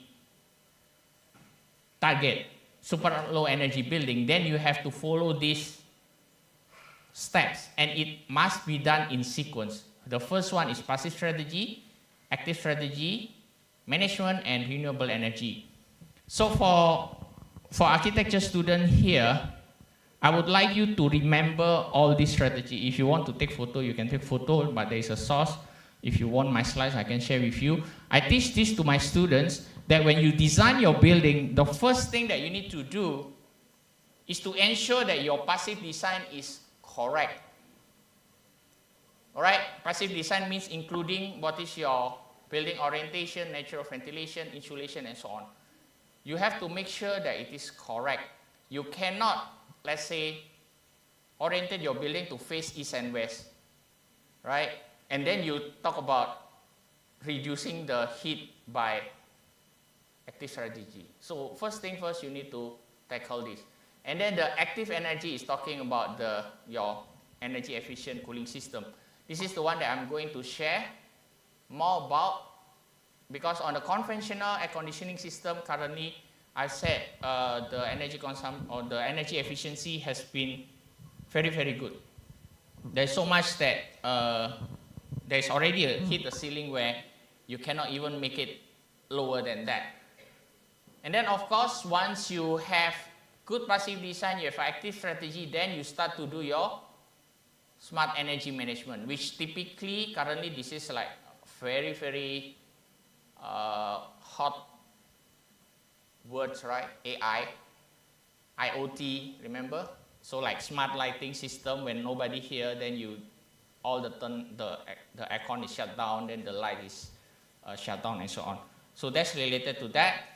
And then once you reduce all your energy consumption and then you offset that with your renewable energy. Now, the challenge is that for Singapore, the renewable energy that we have, we can only rely on solar PV because we do not have a strong wind that you can harness the wind energy. We do not have mountains, so we don't have hydro power. We don't have geothermal because we literally don't have any active volcano. Although they said there's a geothermal, but again, Singapore footprint is very small. So that's the challenging part. So the focus now is solely looking into that, and then you offset that with solar PV. Solar PV has a limitation. I think for information to all the students, when you read the solar PV efficiency saying that the solar PV efficiency is, let's say, 25% or even 30% now, they are talking about standard that is tested in the lab at the ambient temperature of about 25 degrees Celsius. But we in the tropical climate, what's the temperature outside? You can easily reach 35, 36 during the very hot summer. So it means your solar PV efficiency is also drops. All right, okay, now go back to the active strategy that I'm talking about just now. Now what we are looking at now is that, is there any alternative cooling technology that is actually help to reduce further the conventional cooling system that we normally have? So what is the definition of alternative cooling technology? Is basically alternative methods to cool your indoor spaces using less electricity and less environmental impact. I'm just going to quickly introduce what are these, and then what are the alternatives, and then I will share in the next parts 3 research projects that I've been doing to talk about some of the application of this cooling technology. The first one is what we call it as a passive displacement coil. What does it mean? In a normal conventional air conditioning system, for example, like in this building, but for this building they are using a FCU. Normally you have a mixing mode, right? So you have aircon diffuser on the ceiling, and then you blow with a strong air speed, and then you mix the air in the room to make it cooler. But for this one, it's different. Again, we call it as a passive displacement cooling. What does it mean? It means, if you can see the diagram here, basically the top part here is what we call it as the cooling coil. It's similar as your normal FCU. So it's basically there is a cooling coil, you have a chilled water running, and then you have a duct. And then the cool air is coming from the bottom. If you know thermodynamics, cool air sinks, hot air rises. So it means cool air will come from, in the picture here, you will not see, actually the diffuser is coming from this cupboard. So the ducting is at the back of this cupboard, and the coil is actually over here. And because of the cool air sinks, and there's a heating portion, and then the hot air rises, and then eventually come back to the coil, and then there is a passive circulation. That's why it is called as a passive displacement, because you displace your hot air and then cool it to the cooling coil. Why it is more energy efficient? Because, again, the name is passive. You don't have a fan to push the air down. As compared if, let's say, your FCU here, you know, right? If you want to make your room cool faster, you lower the temperature and then you increase your fan speed, right? And that's energy consumption. So, but for this one, let's call it a passive. Okay, so this is the first alternative. Another one that is currently getting very, very common in Singapore is what we call it as a hybrid cooling. I've not seen much here as in Indonesia yet. This is kind of like a new concept where actually, why it is called hybrid? It's simply because you still have your air conditioning, but you couple it with a ceiling fan. So what is the purpose? Human comfort is affected. I'm sharing this to the students, right? Human comfort is affected by how many factors? 4 factors, right? Temperature, RH, airspeed, and heat, radiant heat. So what this system does is actually you try to increase the temperature, right? But you also increase the airspeed to compensate the higher temperature of your air conditioning. An analogy is simple. Let's say if you are outside, right? The outside is very warm, but you feel comfortable when there is an air breeze. Correct? You feel okay, and then sometimes you just fan yourself, right? That's an act of making yourself comfortable. So the concept is similar. So instead of lowering your air conditioning system temperature, you instead increase it. And in one of the project that I had, you even increase your air conditioning even up to 27 degrees Celsius. Right? In your normal air conditioning, most probably you set at 22, 23, 24. Now, in Singapore, they have a mandate to increase the set temperature to 25. By using this hybrid cooling, you can increase to 27 and then you increase the airspeed. So if you're looking at this photo here, they still have a normal air conditioning system, but then you add the ceiling fan to increase your comfort. All right, this is what we call a mixed mode ventilation. This is still very new, to be honest. It's not that popular because the control system is rather complicated. Perhaps let me explain what does it mean, how this system works. So basically, as the name suggests, it's called mixed mode ventilation. So the building operation, the cooling system will changes according to the outdoor temperature condition. So when the temperature outside is cool enough, in fact you don't have to turn on anything. You can just open the window. And perhaps just additional ceiling fan, slow speed just to increase the air circulation. When the day goes by and you reach the afternoon, right, you can then start to close the window. You turn on the air conditioning system, but not full air conditioning, but you still add on with the ceiling and so on. So by the time sunset, the temperature lowers, then you open again the window. So, but again, to make this system works, it means you need to have a very good IoT system with a facade automation system. Because you cannot rely on human to just open the window, right? So you need to have an automation, which later on I will share one of the projects that I participated in Japan. And another system is what we call it as active chill beam. This is actually similar to PDC. It's just that the cooling, again, there is no fan. You have just chilled water running, and then you have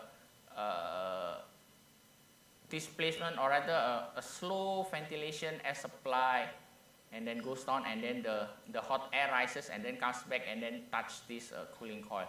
So it looks something like this. So the cool air coming out from the side, and the hot air comes back to the center and passes the cooling coil.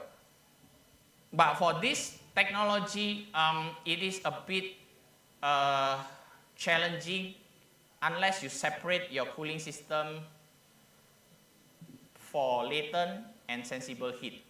You can just type first and then you try ask a co-pilot what does it mean. What you're trying to do is that because our humidity, when you have your hot air, your humid air coming in, passing the cooling coil, you will have a condensation. So that's why you need to separate your latent and sensible heat if you want to use this. And in Singapore, we try to push this, but again, it's not popular because of that. Radiant cooling, a similar concept, is just a different shape. Okay, you have a cold water, piping, and so on.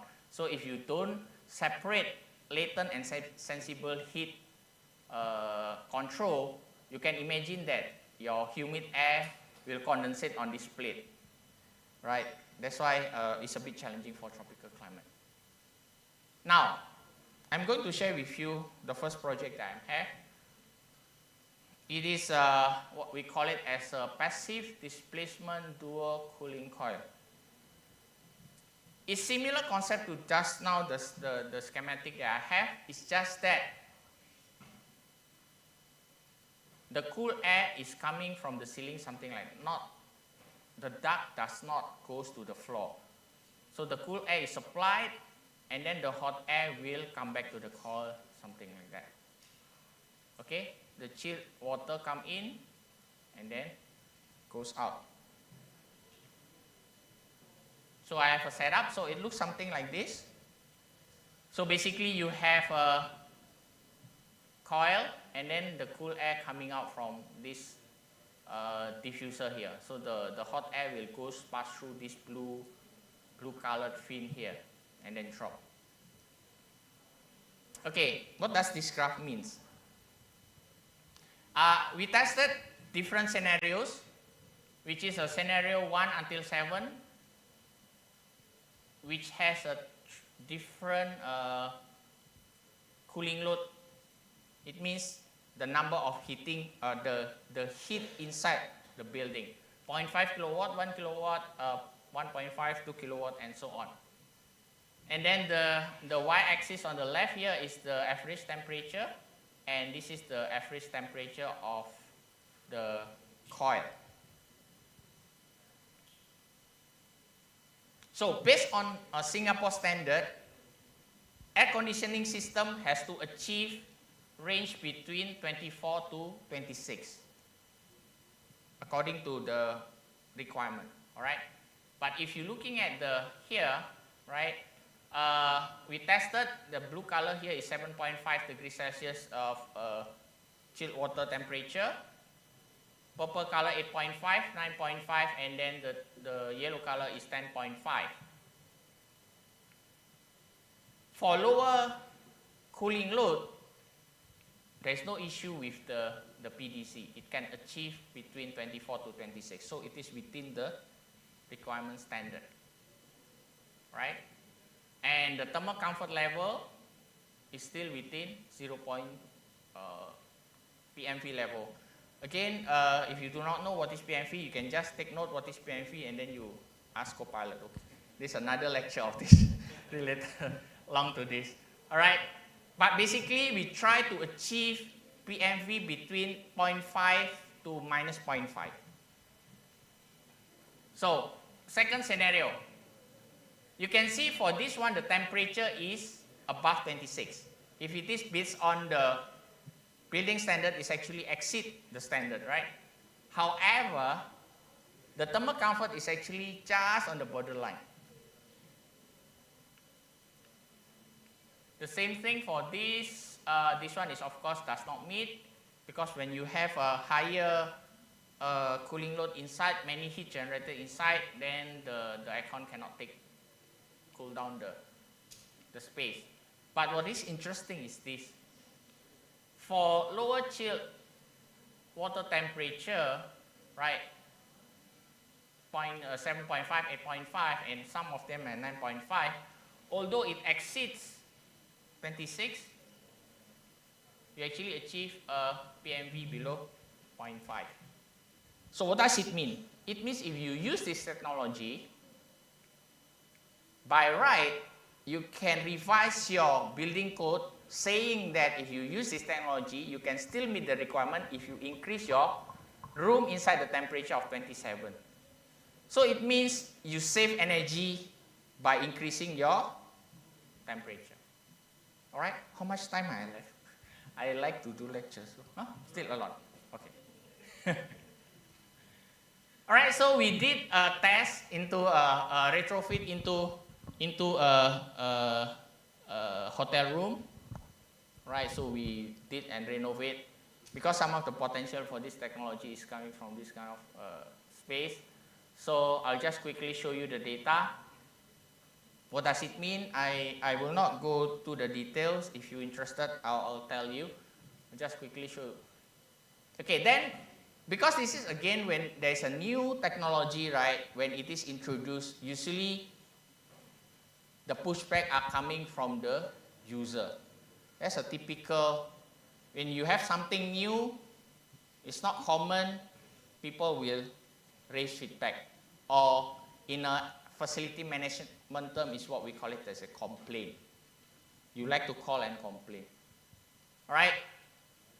The typical feedback is, does the aircon work? Again, because it is no fan, it is passive, so when you inside the room, you actually does not hear the noise of, you know, the aircon blowing. The room lacks of air movement. This is again chicken and egg. Because it is passive, it means at the start of the day when there is not much people inside, there is not much heat. And because of there is not much heat, then the aircon will not, the air circulation will not be moving fast because the passive movement are because of the number of heat inside the people, right? And with so many coils installed, how the maintenance regime, on practice, because there is no fan, in fact, you have less maintenance. At your home, when you have aircon, how many, every month, how many, at least once every 3 months or every 4 months, you have to clean the coil because you collect the dust, right? For this one, why there is a collection of dust? Because there's a fan that is actually pushing and pulling your air and then passing through the, that's why you actually sucking the dust into the coil, and that's why it's become dirty and so on. But because this one passive and it is the air movement is very slow, it means you does not collect that much of dust and hence less maintenance. Okay, again, water pipes connect prone leakage and so on, but I think this is related to workmanship. Similar when you have your home aircon leaking and so on, what does it mean? It's just simply because either workmanship is poor or the piping is already old and then rusty and so on and so forth, right? Does not have sufficient insulation and so on. If you are interested to find out about the technical reference, I was involved in the code of practice of this. Now, this is the mixed mode ventilation that I'm just now talking about. I was a co-PI together with my friend in US. So what does it mean? Just now I explained. When the weather is good, outside, let's say below 25, you just open the window and perhaps turn on the fan. If the temperature is outside between 29 to 31, you can still open the window, turn on the fan, but you have what they call it as a personalized cooling. So it means there's a new system where in your workstation, you have outlet, aircon outlet, similar like you are in a car. You have a outlet on your desk. If the outdoor outside above 31, you close the window, you turn on your aircon, but set at 27, plus turn on the fan and personalized cooling. Okay, that's the concept. So we did test for about 20 weeks. The first, as a baseline, you use a normal aircon at 24, and then the remaining 16 weeks, you use that MMV mode, and then the remaining week, we return back to the normal. So, from the energy consumption point of view, when you do that correctly, you can basically reduce your energy consumption by 48%. It's impressive, right?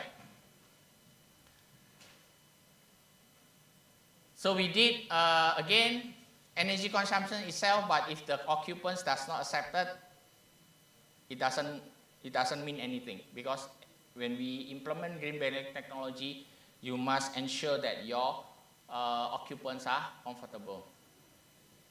Okay, so this is the temperature inside the room for different condition. Localized cooling, so this is during the one that is only turning on from the workstation. Natural ventilation, of course, the temperature inside fluctuates according to the outdoor temperature. And AC at 27, this is the full aircon, so you can see more stable.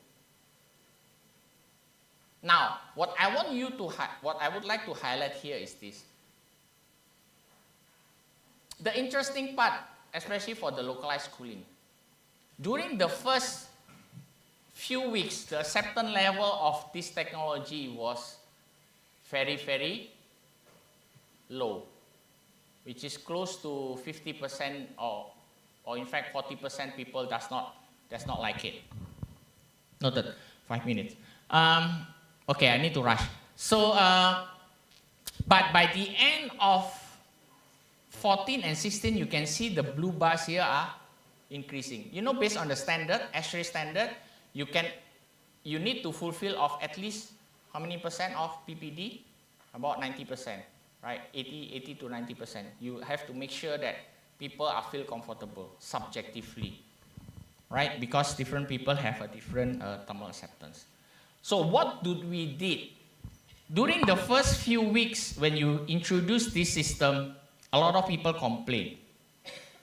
When a lot of people complain, typically the facility management will just then come back, fix it, right? Because we increase the temperature, complain, it's too hot. Because FM KPI is measured by number of complaints and how many problems are solved, then they quickly return back. So what we did here is that, because it's a sandbox as a research, so the FM KPI does not apply. So therefore what we did is that we said to the complainer saying that, okay, we will do and rectify back. But actually at the back end, we didn't do anything. Okay, we just say that we do something, but we didn't do anything. So keep in mind on that. So then because of that, the number of complaints eventually over time it drops. What does it mean? It means human needs adaptation. You need to adapt with the new environment and it takes time. All right, but the challenge is this. In a practice, again, like I mentioned, when the FM company who operate your building are measured the KPI based on the number of complaints and how fast the problem is solved, that's become the challenging part. Because when you want to introduce something, people complain, of course, I don't want to get penalized, then my profit goes down, right? Because of the number of complaints. Then they have to, so it will not work. So that's why what I'm suggesting here is that when you want to introduce a new technology in your building, especially in relation to increasing air temperature, you need to be kind with your FM and then you change the clause of a contract during a certain period of time so that they don't penalize because of that. Okay, this is another technical reference that you can take a look. If anyone, I think you need to pay for this, but I believe your university library may have access. If not, if you are really interested, I can share with you. Right? Now, the last part, the last project, I know I have a limited time. This is the one that's interesting because I have the opportunity for 3 months attached in Takasago Engineering Innovation Center in Tsukuba Mirai. It's one of the well-known M&E company in Japan and in the world, in fact. So yeah, I have, this is the office that I'm working on. So the focus of the measurement was at this office. So this is how it looks like. It's quite a small office, but it is very cozy and comfortable. So in the testing itself, what we did was we tried to compare the space that with air conditioning and with the natural ventilation, mixed mode ventilation. And the measurement period was during the fall season. The fall season, it means a transition from the summer into the winter. So there's a short window period where actually the weather was actually quite pleasant, although sometimes can be unpredictable because of rain and so on. Okay, just a zoom out. So this is the space that we aircon, and then the blue one is the one that is open up. The red color here is showing the facade that has openable windows. Just to give you a view how the facade looks like, the one that can be openable is actually on the top and the lower portion. So the strategy of the openable window is different from our tropical climate, where usually we open the middle section, right? So the control, how does it mean? How the control starts? It means when the time is between this morning and between this period, right, between before 9 and 5 p.m., right? If it is true, the window set to open, but then the BMS will detect if the outdoor condition is not met, they will not open the window. Let's say outside is too cold, they will not open the window. But what is the temperature? The temperature, anything that is below 19.9 degrees Celsius, they will not open. They will open only if it is 19.9 and above. Yeah, so this is the window, the windrows diagram. So you can imagine if you open the window here, actually you capture the incoming wind. And again, for the aircon space, because it is controlled, PMV is almost stable in the middle.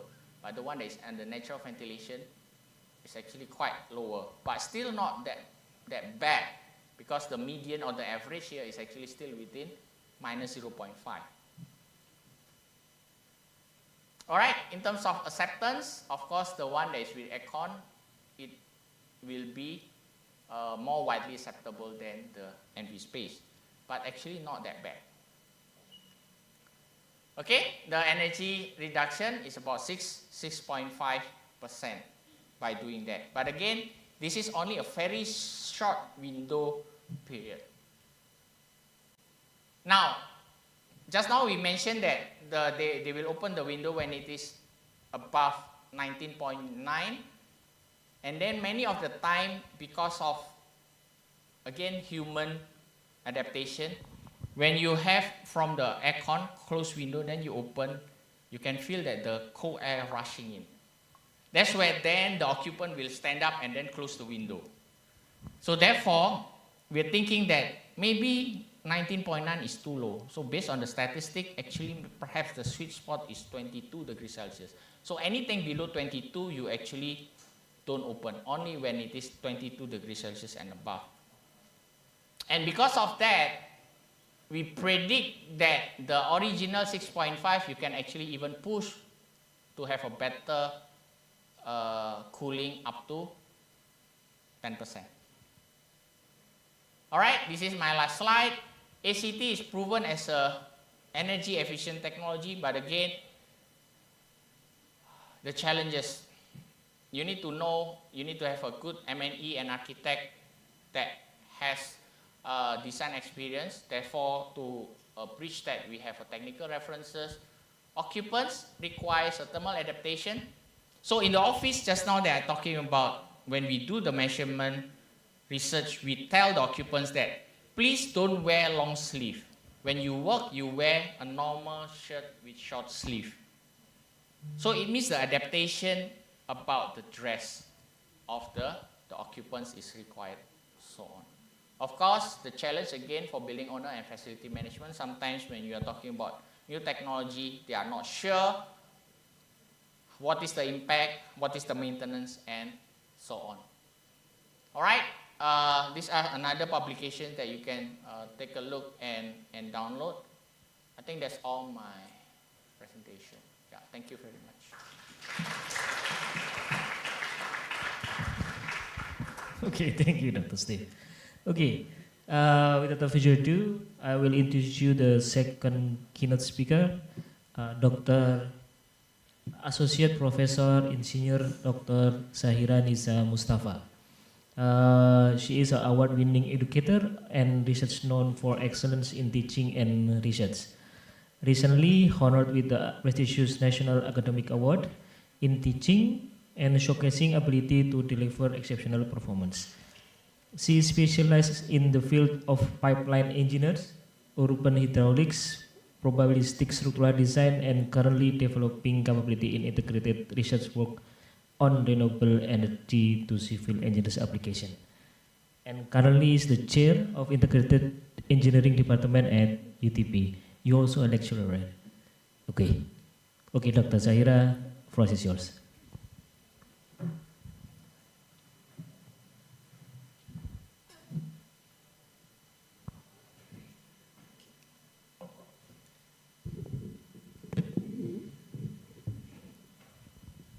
Bismillahirrahmanirrahim. Assalamualaikum warahmatullahi taala wabarakatuh. Selamat sore. Bukan. Selamat siang. Belum lagi. Selamat pagi, selamat tengah hari. First of all, thank you very much, Dr. Janet, moderator, for inviting me to this stage.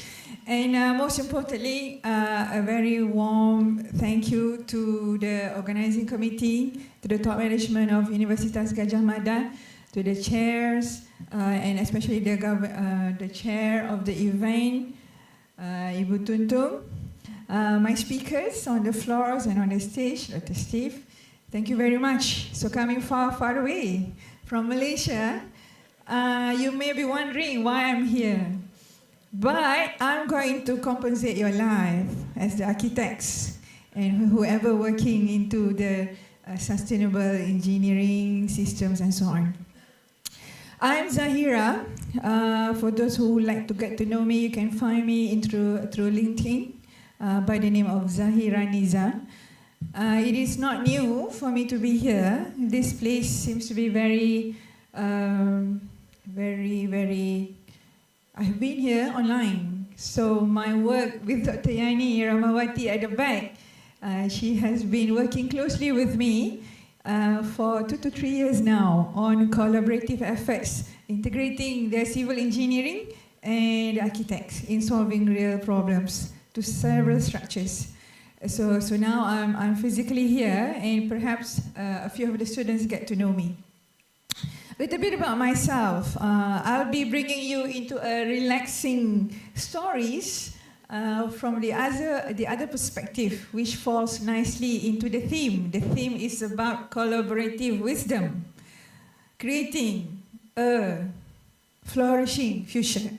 So that's the theme given to me, and with that, I like to bring you into the context of engineering perspectives, because you need us. And I am Teknik Sipil, graduated from Malaysia as a degree, and I went to Canada for a master's and went to Holland for PhD. So if you ask me, I am 50% of Malaysian, 1/4% of a Dutch, 1/4% of Canada. So that would be my preamble about myself. I love teaching, and then I've been in this engineering field for very long. It's just recently, in the past 3 years, there was a call by the management to rebrand engineering. And for that reason, I shifted from civil engineering into the so-called integrated engineering. So this one is of interest of the new engineering, because we have to rebrand engineering. We have to reimagine engineering, because we are under the level of Petronas. Petronas is the national oil and gas of Malaysia, and they have asked, how valid are you in terms of engineering education? So for that reason, they have asked us to do a different program. So it's a top-down request, not something that we wanted to build, but it's their own, because seeing how the world is, you are competing with the robots, you're competing with Gen AI. How valid will you be? So the so-called integrated engineering is the first program in Malaysia. I was one of the founders. It was designed and developed in 2023. And the first cohort was taken into our program in September last year. So as we speak, they are here now. And as we speak, on Friday, we will be interviewing one candidate from Indonesia who wants to join our program. So that will be the first Indonesian to join if he's successful, because joining this program is not easy because there will be some screenings involved. So if whoever interested can just bring us through. Okay, then is UTP, a very nice building. I was telling Bu Idalina, that building there, architects, that one won an Aga Khan Award back in 2007. So it is designed to be similar to the Petronas Twin Towers with the theme of timeline, timeless, a building that is timeless. So even if it has been there for 20 years, but if you come now, you will be fascinated by the designs, because we keep the ideas of creating steel and glass structures throughout. So please come. You have my numbers now, my email address, zahiraniza@utp.edu.my. In the case you want to come, you have me now. Okay. Okay. You will have to answer some of the questions as well, because you will have to check whether you are relevant or not, the students. And for the docents, you may want to see how valid are your programs. So as per the World Economic Forum, they say in the future, 65% of children entering primary school will end up working in a completely new job. There are several jobs not going to be there anymore. There will be new jobs for us. And whether you like it or not, you've got to fulfill the current needs of the timeline. So that is a hardcore data by the World Economic Forum. That's number one. But then, where will these jobs go? So on the left side, you're looking at 83 millions. Banyak tu. 83 millions job to be lost. I'm not so sure architects will be there or not. Kita kena semak ya, Ibu. Yeah. But for the engineering, there will be some kind of new things come out. They want the so-called prompt engineer. Can you imagine that? As much as we want to run away from Gen AI, but some companies want to get things done faster. They still want to have someone as an engineer doing the job, shorter time, same quality. So the so-called prompt engineer was born. So that will be the 69 million job that will be taken place. So how do you fill in the gap? Are you ready to be lost on the left side and to be recreated on the right side? So this one is real. This one is something for us to ponder. And coming towards that, they say, these graduates, you, I'm getting old now. We have done our part, right? We are just waiting for retirement and count the money. But for the students, you have to see whether you fall in that box or not. Okay? So for engineers, we are very good in calculations. We are very good. We love physics. We love math. If you give us a problem with numbers, we love it. We just can't able to solve. But if you give us some theories about how do you feel, we will fail that kind of question, because we were born to be calculating throughout. That's for sure. That's why I was. You give me a subjective question, I don't like. We do not, we were not designed to be doing so, but something that you have to ponder. Do you have those boxes? For lecturers, you have to ask whether your curriculum have those boxes, because analytical thinking has to be there. I'm sure architects have creativity a lot, but are yours creativity towards the analytical as well? Is it just your perceptions? Do you support with data and technicals? Creative thinking has to be there. Are you resilient? I respect UGM for having the KKN for 50 days. I'm sure, very sure, the students will be having resilience. That's so good about you. That's good. But resilience can come in many ways, but most importantly, they have to be agile. Coming from Petronas people, they say, Zahira, why are engineers now, their self is very soft and fragile. because they have been given. Entering UTP is not easy because they got to see the results and then they got scholarships. So these students getting the scholarships and eventually working at Petronas, they have been giving all the silver lining things in their life. Come to industry, given the real project, they could not do because they say lecturers did not give this assignment last time. There was no questions. We do not know how to do. Ended up, many of us, our graduates, could not do well in terms of the mental well-being. So for that reason, the manager of Petronas said, can you do a program that can have this resilience and agility? What has gone wrong into the current program? So this is where you will have to think for your graduates as well. Curiosity, lifelong learning, whatever that you do now, you got to make sure, especially the docents, the lecturers, it has to be able to make the students learn again and again, because that's lifelong learning. Empathy, and so on and so forth. So this is the thing that have been noticed in some education system. For Malaysians, I'm not so sure about Indonesians and elsewhere, we love to memorize so much. We got into the exams. Ever since we were 6 years old, we have been taught memorize, and then memory dumping. And then when I can promise you, by the time we left the exam hall, 1 feet out, you dah lupa, you forgot everything. So where is the consistency and lifelong learning capability? Because whenever you learn, you will be learning throughout memorization. So that is the quality that we want to shift. And these are some surveys, you can read it by yourself, some of the comments and grievances being posted on at the very early beginning when we wanted to have this program, coming from different responses. So that would be one. So, okay, something is missing on the slide. Integrated engineering was there alone, but it should be a nice logo, a nice photo, showing we integrate 3 main disciplines: mechanical, electrical, and chemical.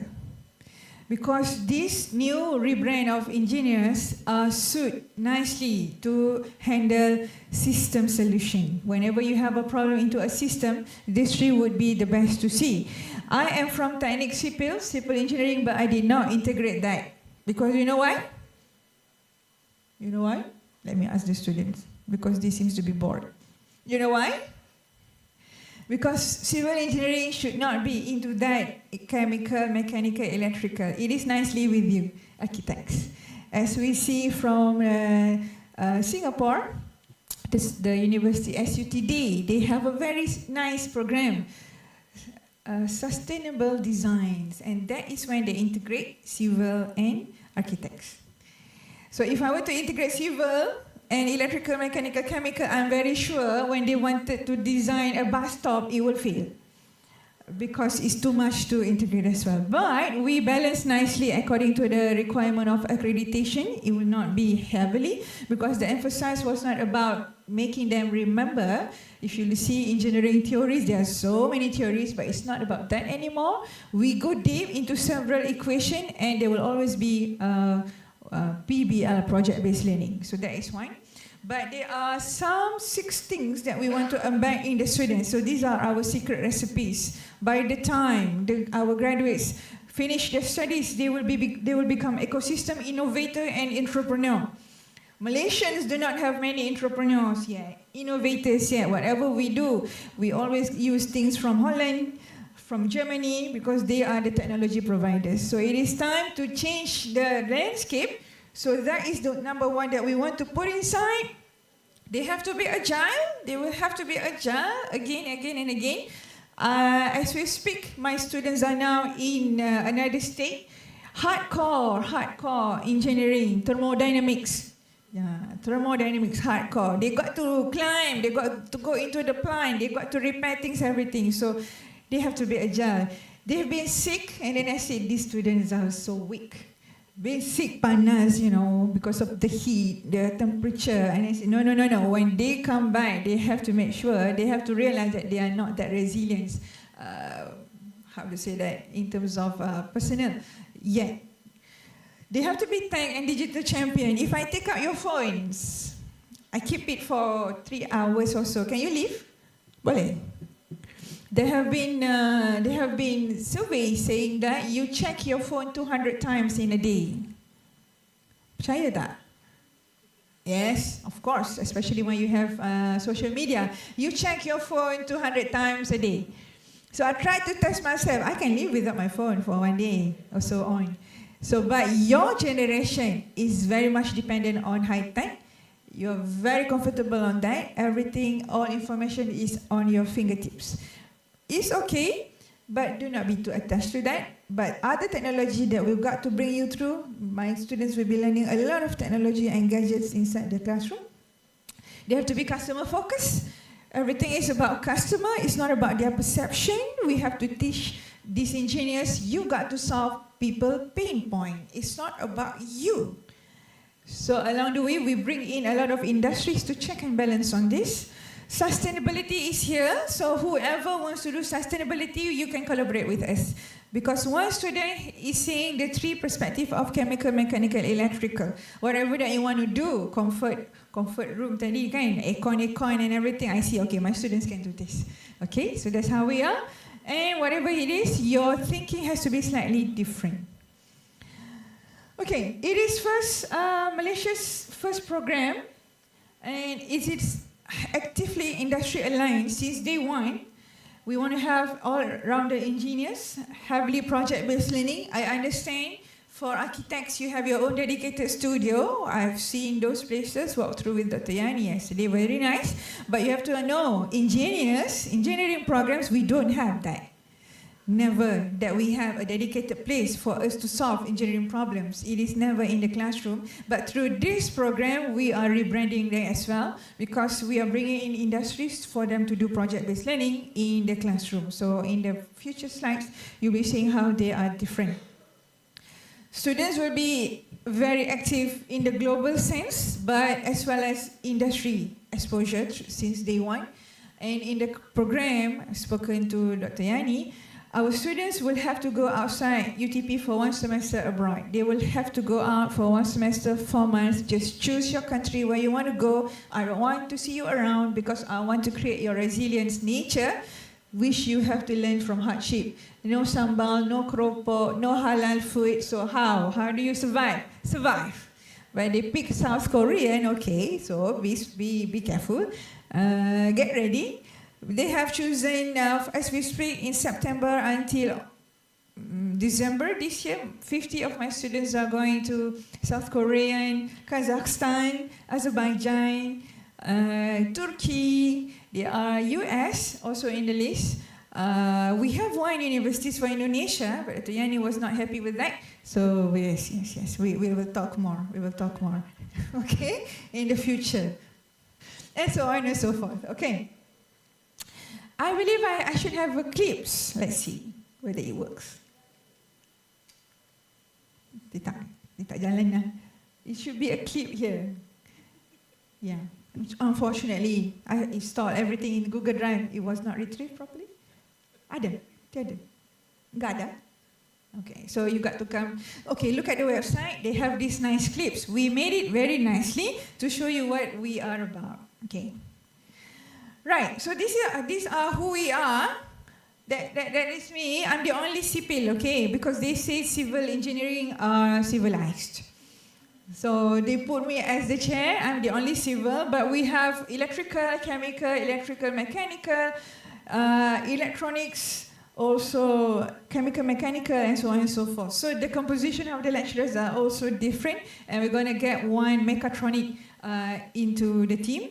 Our classes is not going to be too big because at one particular time there will be 200 students only. In your classroom, how many? 18. 80. So my classroom is 50. I'm happy with that. I'm happy as a lecturer, I'm happy. 50 students only per intake per year. So the whole Malaysia is asking why 50, Zahira, why? The answer is clear because we are not a simple docent. We are not just lecture. We are coach, we are mentoring. As we speak now, I know deep in and out of my 50 students because we get into the classroom. We teach them about PBL, and I'm analyzing their teamwork, their skills, which cannot be asked in papers. Are you ethical? What will be your answer? Yes or no? Can that be tested on papers? You cannot. But those skill sets that we saw in the quadrant just now, how do you measure them? So us, the lecturers, will have a hard time making this program successful because we are no longer the simple one. And these are special ones, the special dedicated ones, being picked by the management to run this program. Okay, we launched it last 2 years in November. This one was also a clip, so unfortunately we cannot sing along with them. Okay, but there is a clip. But this is our number one of Petronas. So he bought the program. He said, as you can see, the ability to think and work across traditional boundaries is very important. So how do you fit into this collaborative wisdom? Collaborative wisdom is huge. But for us, we see, a simple word, how do we do multidisciplinary? So whether you like it or not, inside this program, my students will have to be good, multidisciplinary, not just those 3 engineering hardcore, but there is one more element, humanize engineer. How do you instill that values in students? How do you test it? How do you form it? It's not straightforward. I cannot just give you one answer. As a matter of fact, 3 weeks ago, I went into the classroom, I marah. Tak ada rotan je, marah. What happened to you guys? They have become arrogant because of their little success. And I said, no, be humble. Humanized engineers are our persona forward to you. So this is how it is. And behind us, there are dedicated industries which have agreed to have this kind of programs. We are never competing with the traditional engineering programs like chemical, mechanical, electrical. We do not. Because we are giving a different landscape to a different breed of engineers. So those are the industries who will be having our graduates who will be working with them. So this is what we're planning for them as well. A little bit of their program educational objective if you want to see. Well, I'm checking the time before that girl show the list. I will have to speed up a bit. Okay, so these are the program outcome that we want them to be having. In the middle, there is a photo, by the way. It's not coming here. I don't know why the slides doesn't like me today. Okay, but along the way, these are the things which is also needed in your program. It's everybody's, all institutions' dream to have all these things in you. But are we successful or not? So this is what going to be done in our program.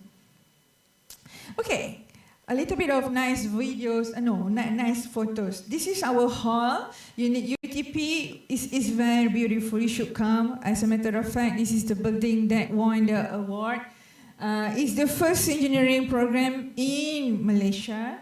And we got the birth certificate from the ministry in July, and we have our cohort, and in September we're going to have our second cohort. And these are the 3 unique blends, the hardcore of UTP itself, chemical, mechanical, and electrical, because whenever you want to work in oil and gas or non-oil and gas, will be the favorite ones. If I make it simple, if you have a list of CVs on the table, coming from UTP and coming from other universities, the industry say they will look at UTP CVs first. Perhaps there's something in us because we are driven by the culture of Petronas industry, the dynamics, the confidence of the students are embedded throughout. So that's how we then bring in the main 3 disciplines to be integrated. We have to follow the accreditation because we want to get accreditation. So whatever that we do not worry. We are following the board of engineers so that we will be getting the Washington Accord accreditation and our students can just work anywhere in the world upon graduation. 50 only. We had 151 last year. Unfortunately, he could not do it. He failed. So tinggal 50. Okay? Okay, if you want to, let's say you have your little brothers and sisters asking us about this program. Number 1, upon your secondary school results, we go for some requirement. Not necessarily you have to get all A's, because we don't want a nerd. If you are a nerd, this program is not meant for you. You will suffer. Because nerd loves books. Nerd loves questions, exams. This program is not about that. So entrance number 1, filter your results. Entrance number 2, we will be giving you an online assessment, seeing your analytical thinking a bit, just like a little game, but game of mathematics and so on and so forth.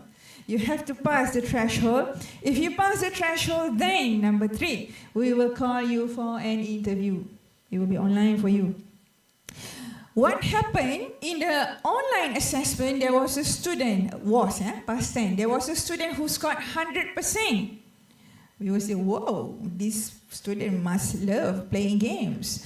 But during the interview, he could not speak. He could not work in a team. And then we say, okay, this program is not meant for him. So we have to be fair. If you love to build Legos, do you have Lego? Indonesia have Legos, right? Ada, yeah? If you love to fabricate things, if you love to do hands-on from your designs, this is your program. Because we have 30% written assessment, not so many, okay? We have the so-called living lab. I think Madam Idrlina mentioned about living lab, kind. So our classroom is called living lab. They haven't slept yet, but maybe they have taken the nap. So closer to architects' living lab. But our classroom is like one dedicated classroom, having in groups tables. But at the back of the classroom, they have workbench, because they have to do things, fabricate in terms of soldering, cutting, and so on and so forth, because they have to design and they will build rapid prototyping before it goes into 3D printing. So those are how it looks like. We made their classroom to be colorful. So cohort number 1 was green and orange. Cohort number 2 was blue, is blue and yellow. But I regretted using blue, because the classroom looks very dark now. So in the next classroom, I will pick yellow and orange. Nanti dia hyper, yeah? Okay, so very nice setup and dedicated lockers and so on. We want to make them home. And in the first day of their registration, they will be getting a gift, a toolbox. Satu toolbox that they will be using until 4 years. So whenever they want to cut, screw everything, that's your dedicated toolbox. And it will be global exposure, as I said, 1 semester abroad. They love to go to this Mercedes in UK. So as last semester, madam, I want to go to that one, okay, madam? So there was someone already say, I want to go to that one. I said, okay, just go. Okay, this is how it is at the learning about contohnya, example chemical, they will be doing hardcore. It's not just exams anymore. And I have put them into a river, designing a pipe to supply water from the river to another place. I have made them doing everything, but those, if you compare, are never similar to a 1-year degree program elsewhere. So we want them to learn all the theories through practice. And this is how the busy things looks like. They have to love sticky notes and so on. This is when they are now. They will be graduating tomorrow. As a matter of fact, this one is at another site in Terengganu. And last weekend, we have gone for a CSR project for turtle sanctuary. So I can tell you a little bit about that. You can find it through my LinkedIn. So the people from Terengganu area say the turtles will just come to breed the eggs. They do mating and laying eggs at their beaches in Terengganu. But amazingly, about turtle eggs, the gender will not be identified yet. So they have come to us, can your integrated engineering prepare some kind of solar or whatever sensor to identify the temperature of the soil so that they can predict what will be the genders. So in the case the temperature goes higher than certain amount, that will be girls. That's why the girls are always hyper. Marah garang kan? If the temperature goes slightly lower of certain amount, then the eggs will turn to become the boys, males. So it's funny that the males are always cool, but the girls are always tantrum. Okay? So that's how they are. Industry engagement since day one. Okay? And this is how we engage with the industry. We have a very nice student villages. All students in UTP stays inside. They stay inside, they don't stay outside. So that's a very conducive environment. I have my son enrolling into civil, and when I look at the mattress, it's just so nice. I'm afraid he will not wake up to go to classes, you know. But that's why we could, because we are not a public university. We are a private university, so we have to keep certain expectations, and this is how they are. They got certain awards at the end. And if you recognize the middle person, that is our current Prime Minister, Yang Mulia, Yang Berbahagia, Tan Sri Anwar Ibrahim. So he have come to the program last year when the students were just 5 weeks old, and he was very happy to see how the students are and why this program became into the radar now. And he has been asking other institutions to do this program as well. So that is one. And I think lastly, this is the closure, but it's a clip. I don't think you can open that. Yeah, you cannot. Okay, students got into solutions to try to solve all problems that they face in the campus. So 10 groups work differently to solve problems in the campus. They went to see the people, they deep dive, and then they presented to the stakeholders with their solutions. So that happened in last semester. And that is a little innovation that they have done while they are still in the second semester, first year. But the good thing is that these innovations will be pitched towards commercialization, because some stakeholders love their innovation. So this is when we want to make them see how engineering solutions can become live into entrepreneurship values and innovation. So you are imagining many of them will be filing their IP, intellectual property, as early as now. And for that reason as well, they have gone to certain exhibitions, they won certain awards. Indonesia should go to this ITEX before they are 21 years old, because this is when you have innovation and you can showcase, and you will be getting some awards to bring home. And finally, the job opportunities will be varied. We are not targeting into big companies, but we are complementing some sectors who need to have this kind of new breed of engineers. And so on. There's a question. If you want to, just let me know, and then we can talk more. I think with that, I thank you so much, and have a good day. Assalamualaikum. Waalaikumsalam warahmatullahi wabarakatuh. Wow. Thank you, Dr. Zahira. I think I need to enroll your program. I don't feel I have quite resilient enough. Okay, for the next section, I think I'm gonna accepting some Q&A. Is from the audience, if there is any question for both our keynote speakers. Okay, we have one over there. Maybe another one or another two.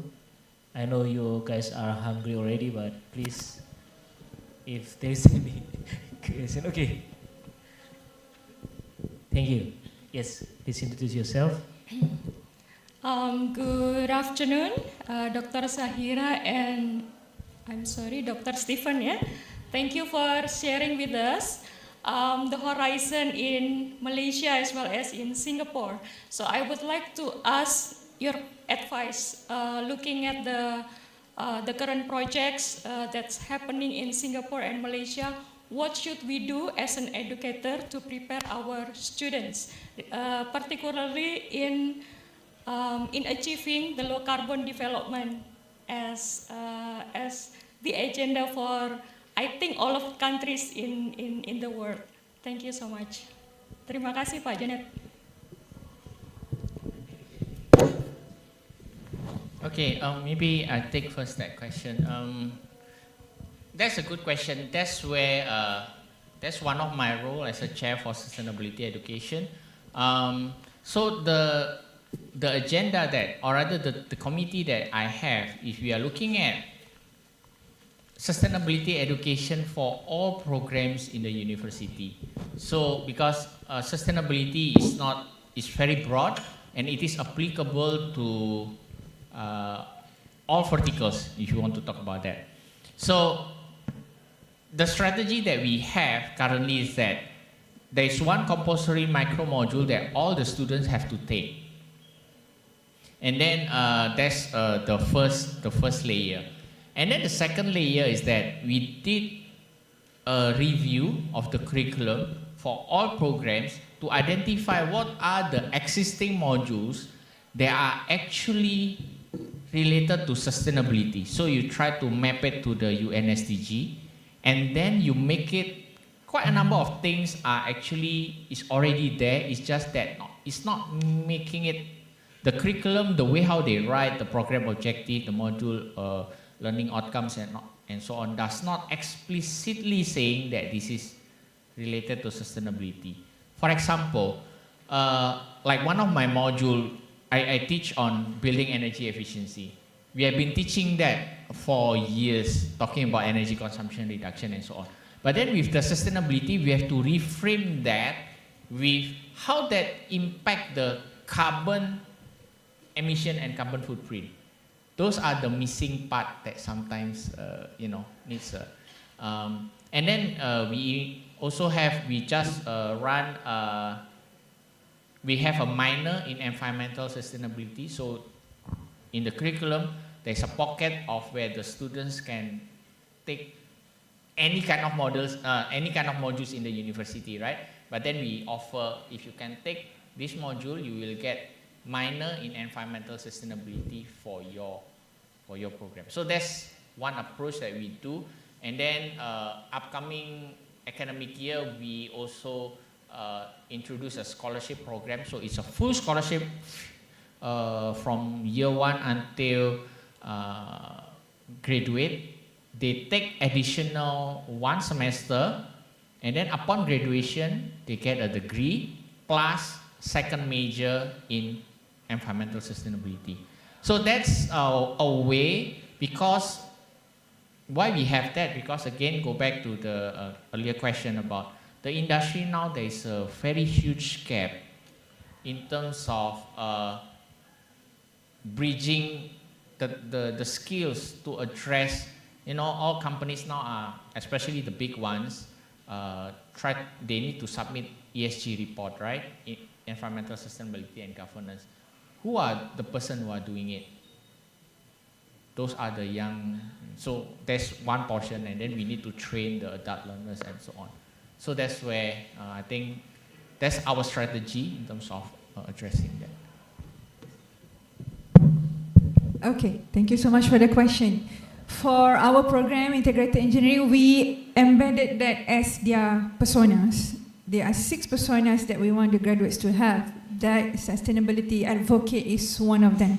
So it's not on a very dedicated course or topics, it will be throughout. Since day one, they will know, they will have to work on it because they are doing real problem statements since day one with the industry. And the industries are giving problem statements of their own, which are towards those as well.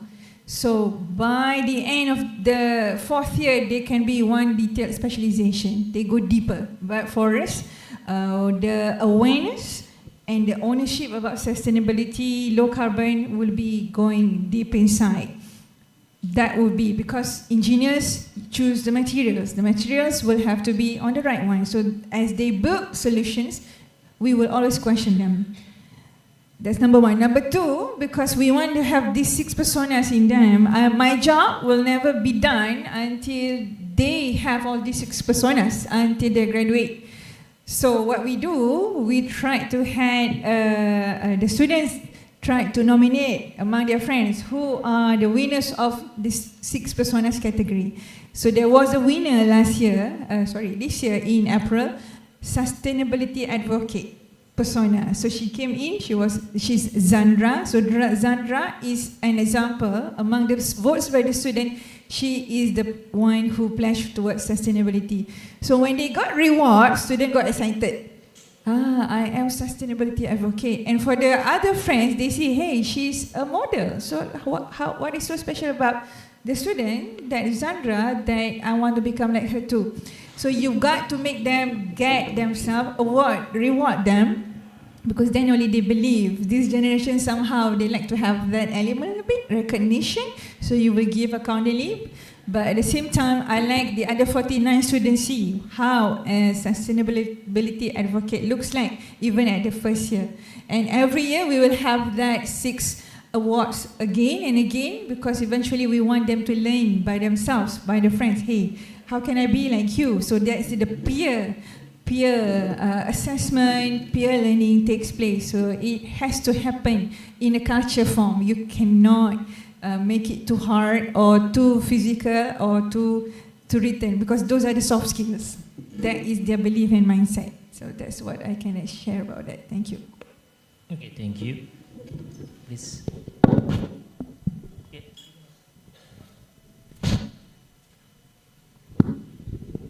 Thank you to the speakers. Associate Professor Scott Hawken, Adelaide University. I've got a question for Steve, Professor Steve Yusuf. So a colleague of mine, Donald McNeil, the Dean at Sydney University, has written a lot on volumetric urbanism and those large interior spaces such as the transport interchanges. And I know your talk isn't exactly on that, but I was wondering about the latest thinking about ventilation and air conditioning these large civic spaces with shopping centres and train stations integrated, and what the thinking is about getting people outside or bringing the outside in. Is that possible even in Singapore? Okay, thanks for the question. Maybe I take a step back before answering your question at the building level. The strategy that our Urban Redevelopment Authority is the one who's managing the planning and so on. At a higher level, we ensure that the way how we make the building blocks and urban planning, we are ensuring that there is a sufficient incoming wind into the city. So how they do that? So they ensure that the roads are somehow aligned to where the prevailing wind comes in. But again, the issue with a dense urban environment typically is about you have yes, the wind coming from the north, for example, but you have multiple blocks and so on. So there are requirements where you need to lift your building from the floor, from the ground, like few meters, depending where you are located. And then when you submit a permit, you need to do a CFD simulation, trying to see where's the incoming winds are coming.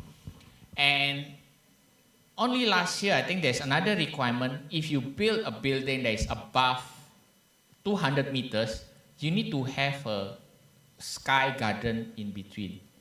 What's the purpose? It's because so that when you build, your tall building is actually blocking the other buildings, right? By having that kind of volumetric empty spaces, you allow natural ventilation.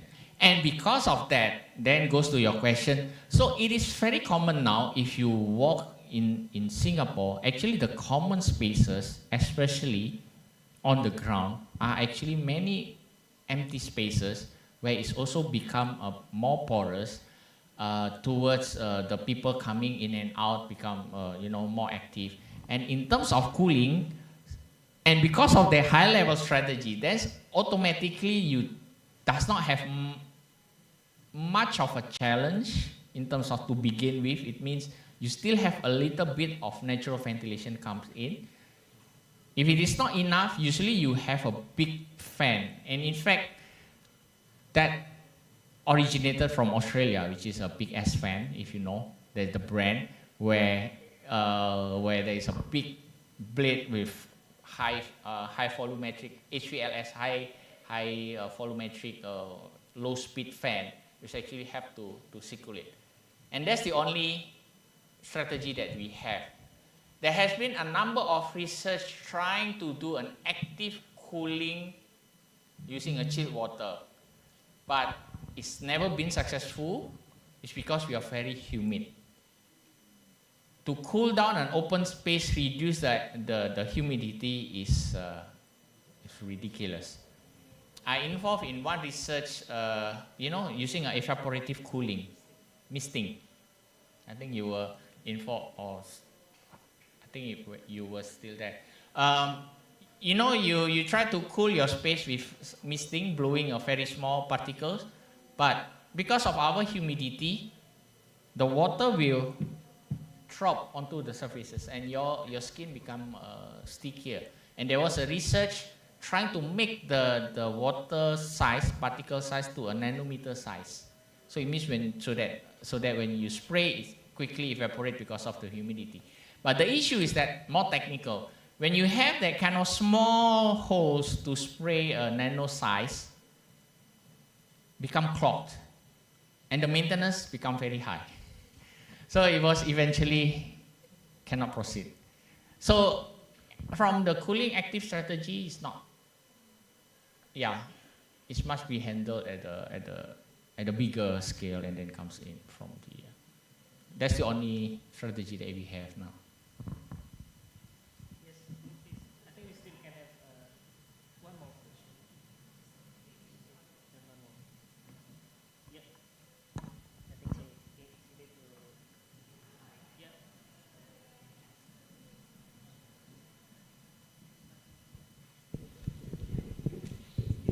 It's really interesting for me to use, like a natural kind of ventilation to hear your ideas. But I was just wondering, in terms of what's happening, heat wave in Europe, for example, wherein their buildings have already been designed in a certain way for a certain weather, what kind of retrofitting would be appropriate for this kind of, adaptation to happen? Honestly, if you're talking about climate change effect, maybe perhaps the closest that I can share is my collaboration with Thailand, Silpakorn University, where I get involved into looking at the thermal comfort of traditional houses in Thailand, where original traditional house, you have a lot of windows lifting up from the ground, and then you have a natural roof, right, using rice husk or something like that, right? Because of the modernization, then you kind of still maintain the shape of the building, but then you replace the roofing with metal roof. So that's the implication. Then what's happened? When I did a measurement there, even during daytime, inside the space, even you open the window, you can still reach 36 degrees Celsius. That's very uncomfortable, right? So go back to that. Then what is the strategy? That I propose that one way, of course, one strategy we can looking at more holistic. One is, of course, paint the metal roof with a lighter color. That's one of strategy.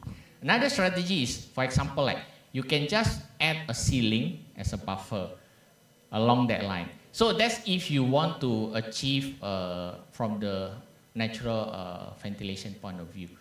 But for certain extreme weather cases, another good example in Thailand is what they have is that for the public, they issued cooling hotspot on at the city level. Yeah, so it means they publish a notice. These are the air conditioning space that is open for public for free. When there is a hot, then you can just come in and sit and cooling and get drink. There's one strategy which I think is brilliant. So they open up their national library, their government offices for people, for public to just come in and take shelter. And then after that, that's one of the strategy. For the houses, I think no choice. air conditioning. That's almost like I have no idea what's the from the social point of view, social economic. The most challenging part is usually the low economic income who does not have the capability, in fact, to purchase or even pay the electricity bill. Yeah. Okay, thank you. I think we can further have discussion later after this session. Okay, thank you. Once again, can we have a great applause for both our speakers? Let me try to summarize what both of them have presented to us. It's a bit hard. It's quite distinct. So I will say that to cater the future challenge, I think we need future-proof strategies. Dr. Sif will see it in terms of infrastructure, the buildings, and Dr. Zahira in terms of human. We need a new breed of engineers. So my final remark is to have a better future, I think we need to not only build a better building, but build a better human or engineers. With that, I think we conclude our keynote speaker for this session. We hope you still enjoy our conference. We still have a technical, technical rooms, yeah, for a session for other presentation. Thank you again for all the participants here, for the both of you. I will conclude. Assalamualaikum warahmatullahi wabarakatuh.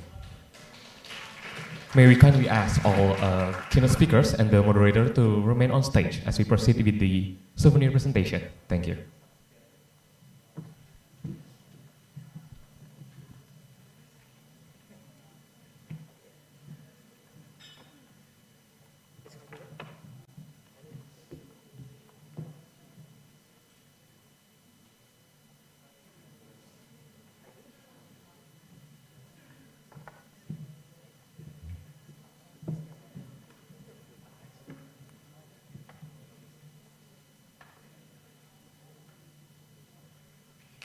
Thank you very much to all of our four keynote speakers today and to our moderators. Let's give them a well-deserved round of applause.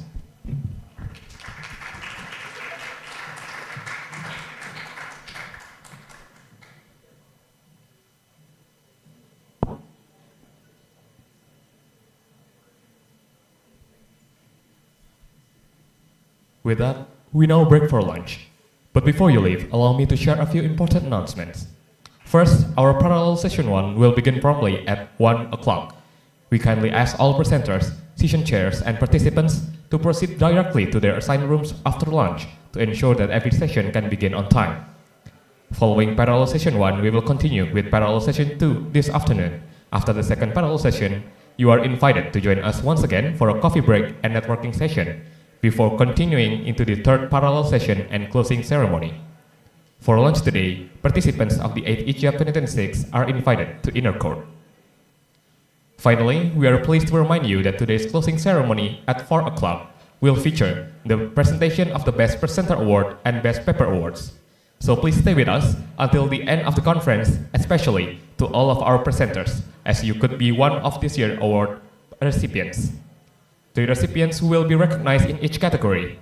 The awardees will receive complimentary registration for Iciap 2028, along with cash prizes totaling 16.5 million rupiah.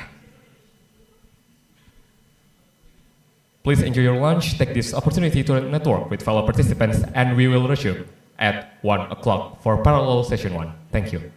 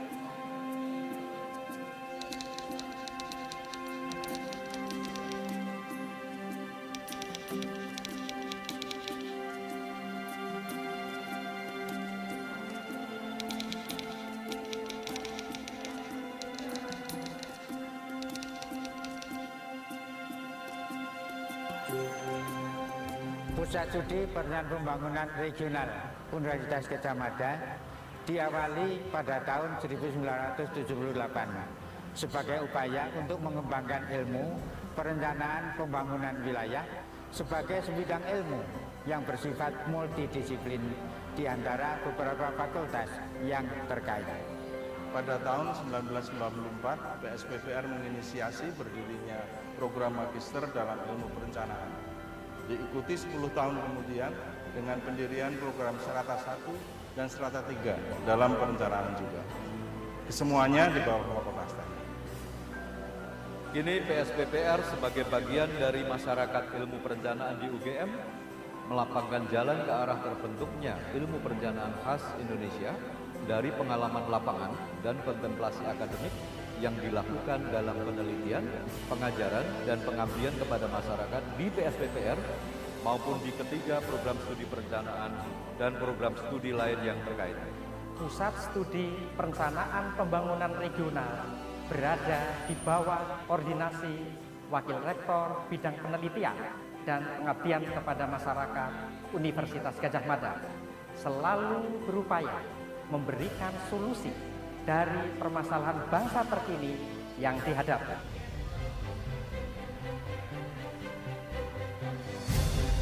Pusat Studi Perencanaan Pembangunan Regional PSPPR Universitas Gadjah Mada merupakan salah satu dari sejumlah pusat studi yang ada di Universitas Gadjah Mada, UGM, didirikan pada 1978. Bermula dari kerjasama UGM dengan Departemen Pekerjaan Umum dan Tenaga Listrik pada 1977. Tujuannya adalah untuk mengembangkan ilmu perencanaan pembangunan regional atau Regional Development Planning. Keberadaan PSPPR dirintis melalui berbagai lokakarya nasional yang digelar pada masa itu. Akhirnya, berhasil mendokumentasikan sebuah kompilasi gagasan terdepan tentang perencanaan pembangunan di Indonesia. Hal ini menjadi sumbangan yang berarti bagi bangsa yang sedang berkembang untuk mengejar ketertinggalan dari bangsa-bangsa maju di tengah percaturan dan perdebatan akademik maupun praktis tentang konsep pengembangan wilayah yang beragam. Sekretariat PSPPR UGM beralamat di Jalan Kemuning, Sekip Blok M2 Sleman, Yogyakarta. Seiring dengan berjalannya waktu, pusat studi ini telah menjadi wahana studi antardisiplin yang lebih luas dan kompleks untuk mengembangkan ilmu perencanaan wilayah sekaligus membantu memecahkan permasalahan tata ruang dan pembangunan wilayah di Indonesia. Isu internal maupun eksternal seperti tingginya pertumbuhan penduduk, tingginya tingkat urbanisasi, kemiskinan, industrialisasi, bahkan tentang perubahan iklim pun menjadi kajiannya. Tentunya, hal ini tidak terlepas dari peran para tokoh dan penerus PSPPR.